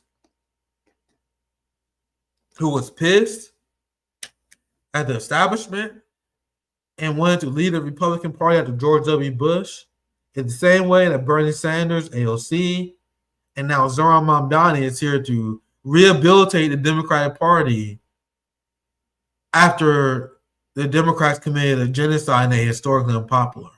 Zohran Mamdani said that his goal is to rehabilitate the Democratic Party and bring young people back into the party. So remember what I said when I covered Zohran before, where I said supporting Zohran Mamdani is not going to free Palestine? Not only is it not going to free Palestine, you're about to get a police state in NYPD that will be funded to fight anti-Semitism. Why do you guys think he's going to do it more? You know why? Because he's going to have to overcompensate. He's going to have to fucking run for re-election. He's trying to build his coalition with genociders. So, of course, he's going to concede and watch. He's going to weaponize the NYPD. He's going to throw college students under the bus. And that is the impression he's already telling y'all that he's not even getting office yet. You guys realize that you are supposed to sound good before you win. Like, you guys realize I'm not supposed to find shit on Zohran until after he wins. At least Cori Bush had that going for her. Like, yeah, she was kind of dumb. But at least you could, like, it was very hard to make an anti-Cori Bush video before she won her election. It wasn't until afterwards she started funding Nazi Ukraine, started supporting Democrats, started writing books. You know, she didn't accomplish anything. The fact that there's already these red flags, yikes. Let's say yikes. And this is going to be my last segment of the day.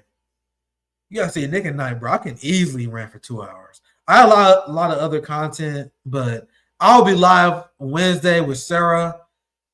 You know, our friend at DDG. She'll be joining us for our second episode of Nick at Night Season 3. Hope you guys enjoying this stream. Let me know in the chat if you are. Make sure you guys like, share, subscribe if you're enjoying this. I got one more segment because this is in my header. And I did my hotspot on this. I want to at least cover this because there are a lot of people who say, why are you guys so obsessed with Israel? This is the talking point you will hear from Zionists who have nothing else. They'll say, yeah, I know Israel not perfect. Why isn't the fact that you guys are obsessed with the Jews? Why are you guys so obsessed with Israel? We don't even have a real country, bro. Like, you have AIPAC that brags about rigging elections.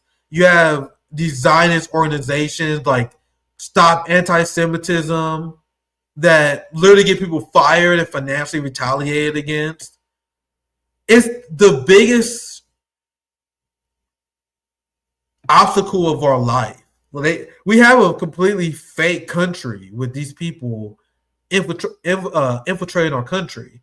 That's why I don't like condemning globalized intifada. I think obviously the Zionist meltdown over it is overblown. But as I mentioned before, intifada just being global, just means struggle.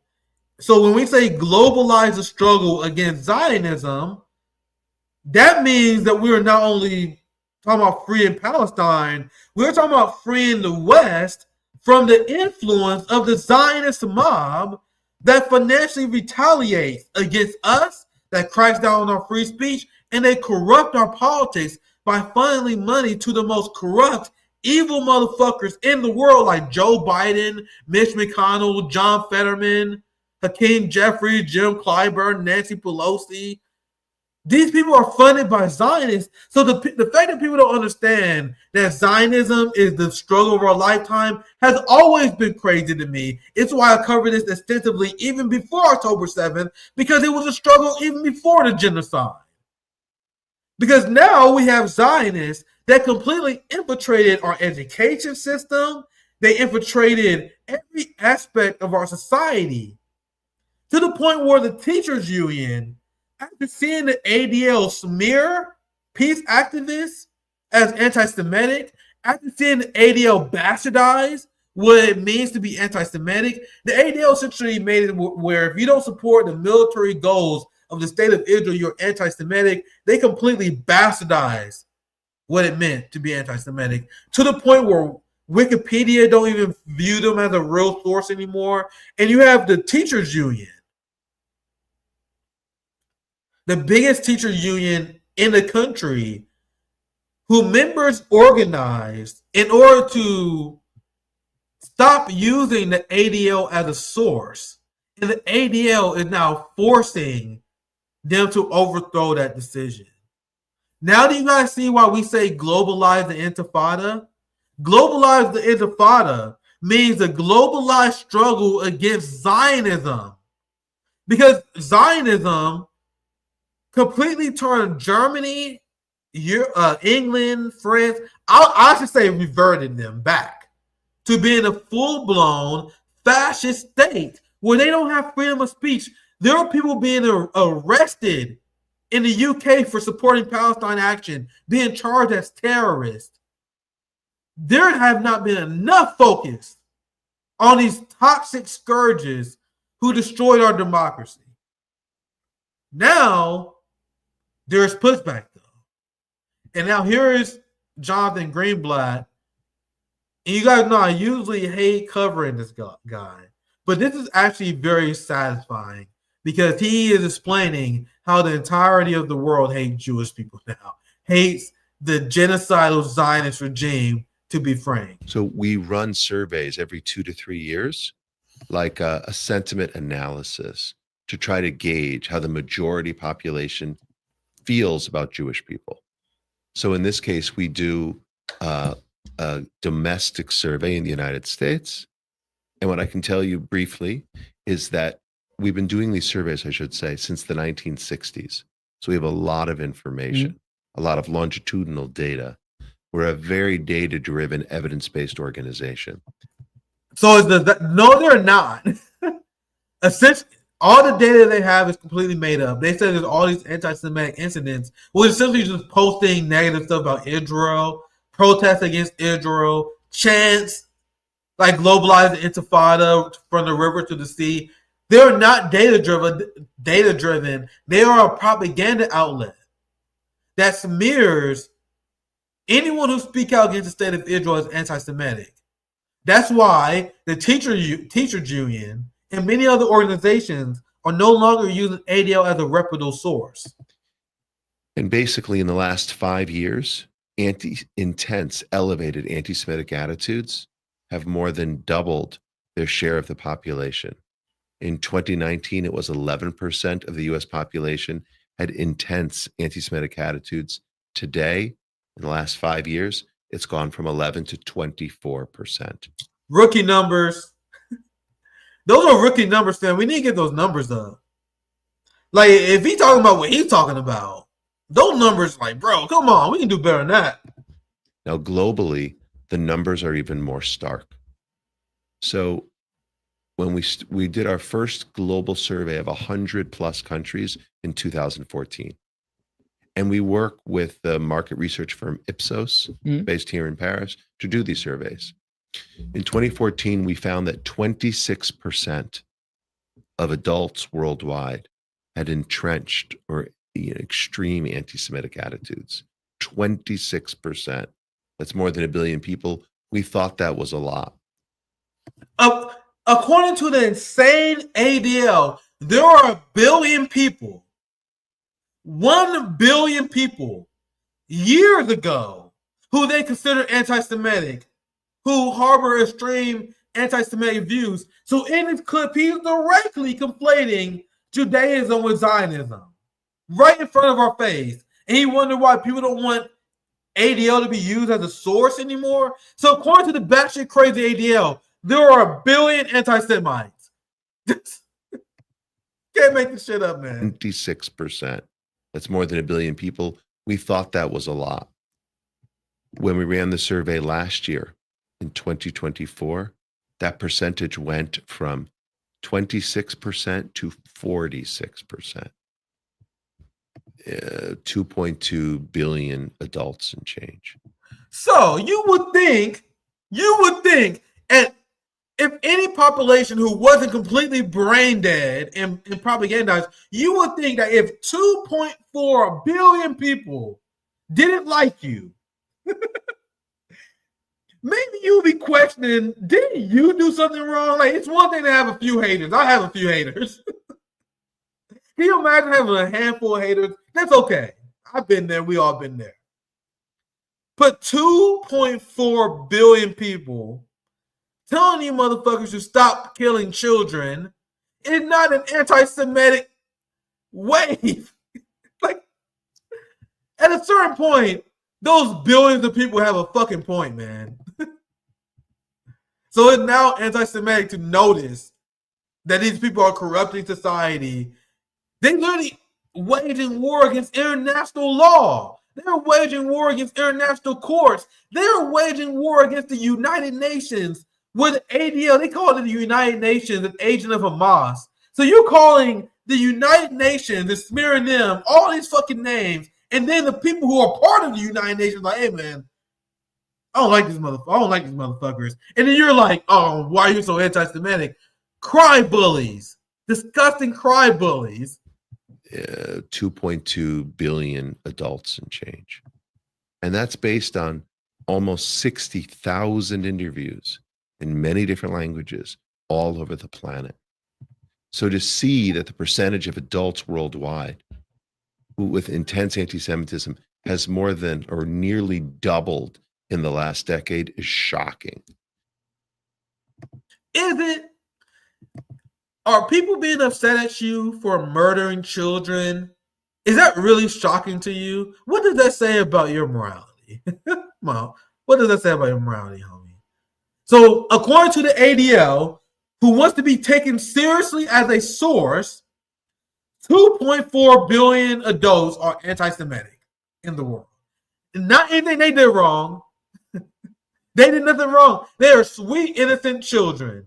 It is just the entire world and the entirety of humanity that is infected with the anti-Semitic hate gene. And it's so bad that Zionists are now making the argument that labor unions are anti-Semitic. Oh, here we go.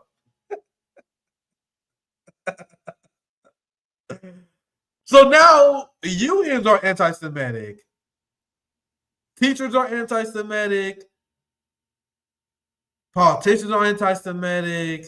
Podcasters are anti-Semitic. Everyone's anti-Semitic. How labor unions feed campus anti-Semitism. Questions for Congress to ask the leaders of UC Berkeley and the city of New York. So this article is this Zionist guy, Nathan McGrath, calling for members of Congress to have labor leaders be grilled over their anti-Semitic content. Yeah, even Elmo anti-Semitic. That's a funny ass profile picture. The Elmo thing is so funny because you have fucking Zionists really tweeting at Elmo like that was shit. Like Elmo really tweeted this shit. Everyone's fucking anti-Semitic now. So they were smearing labor unions because many unions was condemning. I didn't have to say, but I can find it real quick.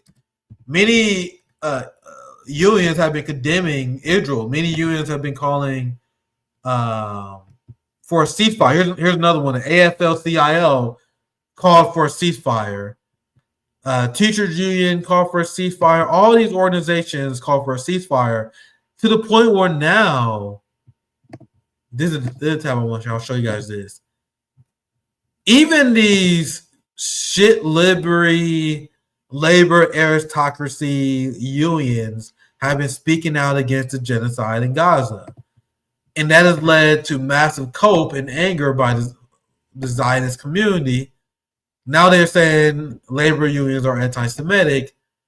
And what led to this freak out was the teachers union. Let me see if I can find, I'll show you guys this. You had members of the teacher union that voted to ban the ADL as a source. So you want to know what happened? Here's the first headline. Nation's largest teacher union rejects move to cut ties with the ADL. So you had members of the teachers union who voted overwhelmingly to ban the ADL because they are pro-genocide. And then you had 400 Jewish organizations, 400 Jewish institutions who then put massive pressure on the teacher union, and they folded. And the teacher union rejected the will of their members by declining to ban ADL as a source. So now even American unions have been captured by the Zionist mob to the point where they're overriding the will of the rank and file. And RBN, we said, and a lot of social democrats got upset at us because I explained how we live in a society that have been completely hijacked by not only just the capitalist class, but they infiltrated our unions. The labor aristocracy took over the unions. Many of the workers' rights that we have now was won by communists. There were socialists and communists who were organizing labor in unions in the 30s and 40s who won all of our workers' rights. This is what led to McCarthyism. This is what led to the giant Red Scare to rid society from communists because they saw them achieving massive gains for the working class. So then in the 70s and 80s, especially during the era of Reagan, you had capitalists that not only defamed unions, but they realized that the best thing they can do is infiltrate the unions. So you have all these capitalists starting from the 70s and 80s who infiltrated unions and rendered them useless. That's why many of these strikes, like the Kellogg strike, they was undercutting the demands of the workers. That's why the rail strike, the management, the bosses, they were undercutting the demands of the workers because what Democratic socialists and social democrats who worship Western unions, what they don't understand is that unions in the West, unions under these capitalist structures, are generally garbage and have been infiltrated by the capitalist class for a very, very long time. The head and remember the dock worker strike. I covered this. I now remember this. Do you guys remember when they had the dock worker strike? But despite the fact that the dock workers went on strike, they still sent military supplies to Israel because they were like, "Oh, it's our patriotic duty." Yeah, we're going on strike, but we don't want to jeopardize national security. Hey, Zoya, I gotta find a link to that. I just not thought about that. I should include that. Hold up. Let me find it. Dock workers, Israel shipment. But I covered this like a few months ago. Oh, geez, I can't find it. I found a story where European dock workers are striking. I saw that before. But do you guys know what I'm talking about? I didn't have to say, but during the dock worker strike, they were still sending stuff to Israel. And that's just another example how these labor unions and their leadership sell us out. Sorry, I can't find the source, guys. You guys got to take my word for it on this one. can't find the exact source. The funny thing is, if you search dock workers Israel boycott, you find a lot of shit from Europe. Like, there are a lot of European dock workers who are blocking shipments from Israel. Like, here's one of the stories I found. Looking for a source that I just mentioned. Look, Greek port workers block armed shipments to Israel. So that's pretty cool, right? All right. Forbes might have mentioned it. Yeah, I can't find the exact story I mentioned, but I think you guys believe me, right? It was during you can look it up. It was during the dock worker strike, and they still was sending weapons to Israel. I don't know. The leader of the teacher union is a dual citizen, Zion-Nazi. This guy said lesbian. I don't know why that's fucking. Oh, Jesus. The anti-Zionism coalition is getting really, really big. That man said, look, he's dual citizen, he's a Zion-Nazi and a lesbian. Like, all right, I don't think the lesbian deserve to be there, bro. Jesus Christ. I didn't see that when I first saw this tweet, to be honest. This is the leader of the teacher union, hardcore Zionist. So of course, this is the leadership that oh Jesus. Zoya, you're the GOAT. Zoya's love Zoya's life with the receipt. Thank you, Zoya. I appreciate you. So this is why I'm referencing this from last October. 4,500 dock workers shut down the East and Gulf Coast. They need to stop arms shipments too. The strike has potential to shake up the U.S. economy just weeks before the presidential election and could disrupt the shipping of weapons to Israel if workers go farther. Yeah, this is the story I'm talking about. And it wasn't blocking Israel's shipments. But anyway, I don't need to read the whole thing. But they was calling for them to stop the arms shipments, and that didn't materialize. Let me read some super chats. I think that's all. We over 2 hours in. This is pretty good for the first episode. 2-hour rant session. I have a story on Trump and Netanyahu, but I kind of ran a little bit long. So I'll probably cover this on Wednesday. We have Sarah from DDG join us on Wednesday. The ruling class really are completely unoriginal. We talk about this all the time. They're running the same storyline from the Biden administration. Now Trump is saying Netanyahu's a madman. So we're going to cover this later this week. They're now framing the idea that Netanyahu is out of control. Trump is secretly frustrating. If this sounds familiar, it should, because they just ran this play literally a few weeks ago. So every time MAGA get upset over Israel, they run these fucking stories. You know why they run the story again? Because Israel bombed the Catholic Church. So now Tucker Carlson, Candace Owens, and MAGA influence are going crazy because they caught Israel killing Christians in 4K. So since the right wing is upset at Israel again, they got to run this PSYOP story. Trump is upset at Netanyahu. He's a madman, guys. He's a madman that we keep giving weapons to. So we'll be covering that later this week. We'll also have a lot of Russia-Ukraine updates. You guys know I will cover that with Sarah from DDG. You guys know DDG does great work on Ukraine. Let me read a few super chats. Big shout out to Blue Zer.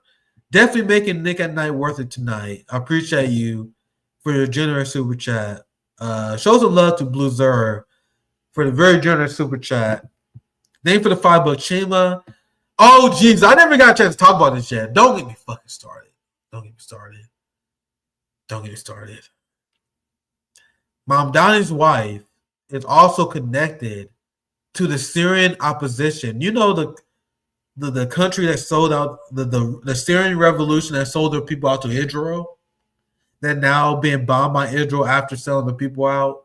The people who made a deal with the United States after the United States and Israel stole their water and their oil and their wheat. Like the Syrian revolution, you guys see me talk about it many times, the biggest fucking fail I've ever seen. Like these people thought that the Syrian revolution would help the Palestinian people even though Assad was allowing weapon shipments to the resistance, he was supporting the resistance, and now the new Syrian Al-Qaeda regime, they want to go after Iran, and they want to attack Iran. Let me show you guys. Let me show you guys. Jelani, Iran. He wanted to have friendly relationship with Israel while having maximum pressure on Iran and having Iran pay reparations. So that's who Mamdani's wife is. She's apparently supporter of the Syrian revolution. A lot of these professional managerial class Arab and Muslims are, man. You guys saw what happened to Shahid Bosin when he came on here with that bullshit, man. It's crazy that anyone would support that. Indians love white supremacists for some reason. Yeah. That diaspora is crazy. Like the pro-Israel Indian. I know you guys seen it, bro. If you haven't seen it, look it up. It's a gigantic thing. When the moody, fascist, Hindu people, they love Israel because they want to implement the Israel model at home. And they are such sellouts. They are willing to forgive all the crimes of the British Empire, which is who created the state of Israel. But you guys heard that. I got a few more super chats. I'll get out here. Thank you, Christino. Please do a Rust Belt tour in Buffalo, New York, East Side. Much potential to raise awareness about communism, socialism. Absolutely. I can't wait till our next RBN Mutual Aid event. Thank you, CB. Salute fam just finished 10K and perishables for struggling family assistance. Nice. 11K in toys and clothing and 10K in rent assistance in Cleveland, Ohio. Yeah, I'm glad that we're able to motivate people to get involved in mutual aid. And that's what I want people to be focused on. Don't fall for the tranquilizing drug of Zohran Mamdani or any of these heroes. They're not going to come save us. I'm not going to tell people in New York what they should do. But to me, personally, it's not worth my time supporting anyone who's not building a movement. So thank for everyone who showed out on Twitter, who showed up on this is the event we did on Chicago. Can I not big the screen this? I might have found it on Twitter. I can make this big. But I was in Chicago with Rome. I want to get you guys involved in mutual aid. Please get involved in a local organization, no matter what you do, guys. So here's a bigger version. Here, me in Rome. This is Chicago for our giveaway, our mutual aid event.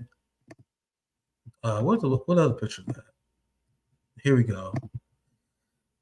Yeah, it was a good event. I met a lot of my comrades and my homies there. Make sure you guys get involved. That's my friend Derek, man. He with the care party. But the most important part, this is what I want to really stress, like we had theory, we was talking about organizing. It's not mutual aid without theory, without education, without organizing principle, without call to action stuff. Make sure you guys get involved in mutual aid. Make sure you guys check out theory. Make sure you guys get involved. Don't just watch these streams and get sad. Make sure you guys stay involved. So thank you guys for watching. Appreciate you guys. Oh yeah, the poll. I forgot the poll. Where's the poll? It's on Twitter. I'm so glad you would chew me out. I would have been in so much trouble. It's a funny poll, so we just want to show you guys how you voted. Where can I find it? Where can I find the poll? Twitter DM, you should have it. Oh, all right, let me look at it. So we get blessed by the presence of Zoya right in the stream. Good to see you. Here our poll in the stream. Does AOC support Palestine or war criminals? And we know 92% say war criminals. Only 2% that support Palestine. That's crazy. But I appreciate you guys for watching. This is the first show for Nick at Night, season 3. We're gonna be live Monday, Wednesday, and Friday at 7 p.m. Eastern time. So appreciate you guys. Appreciate you, Zoya. Thank you for being helping us produce here. Make sure you guys make sure you organize. And keep the optimism, my friends. Take care, y'all. Peace out.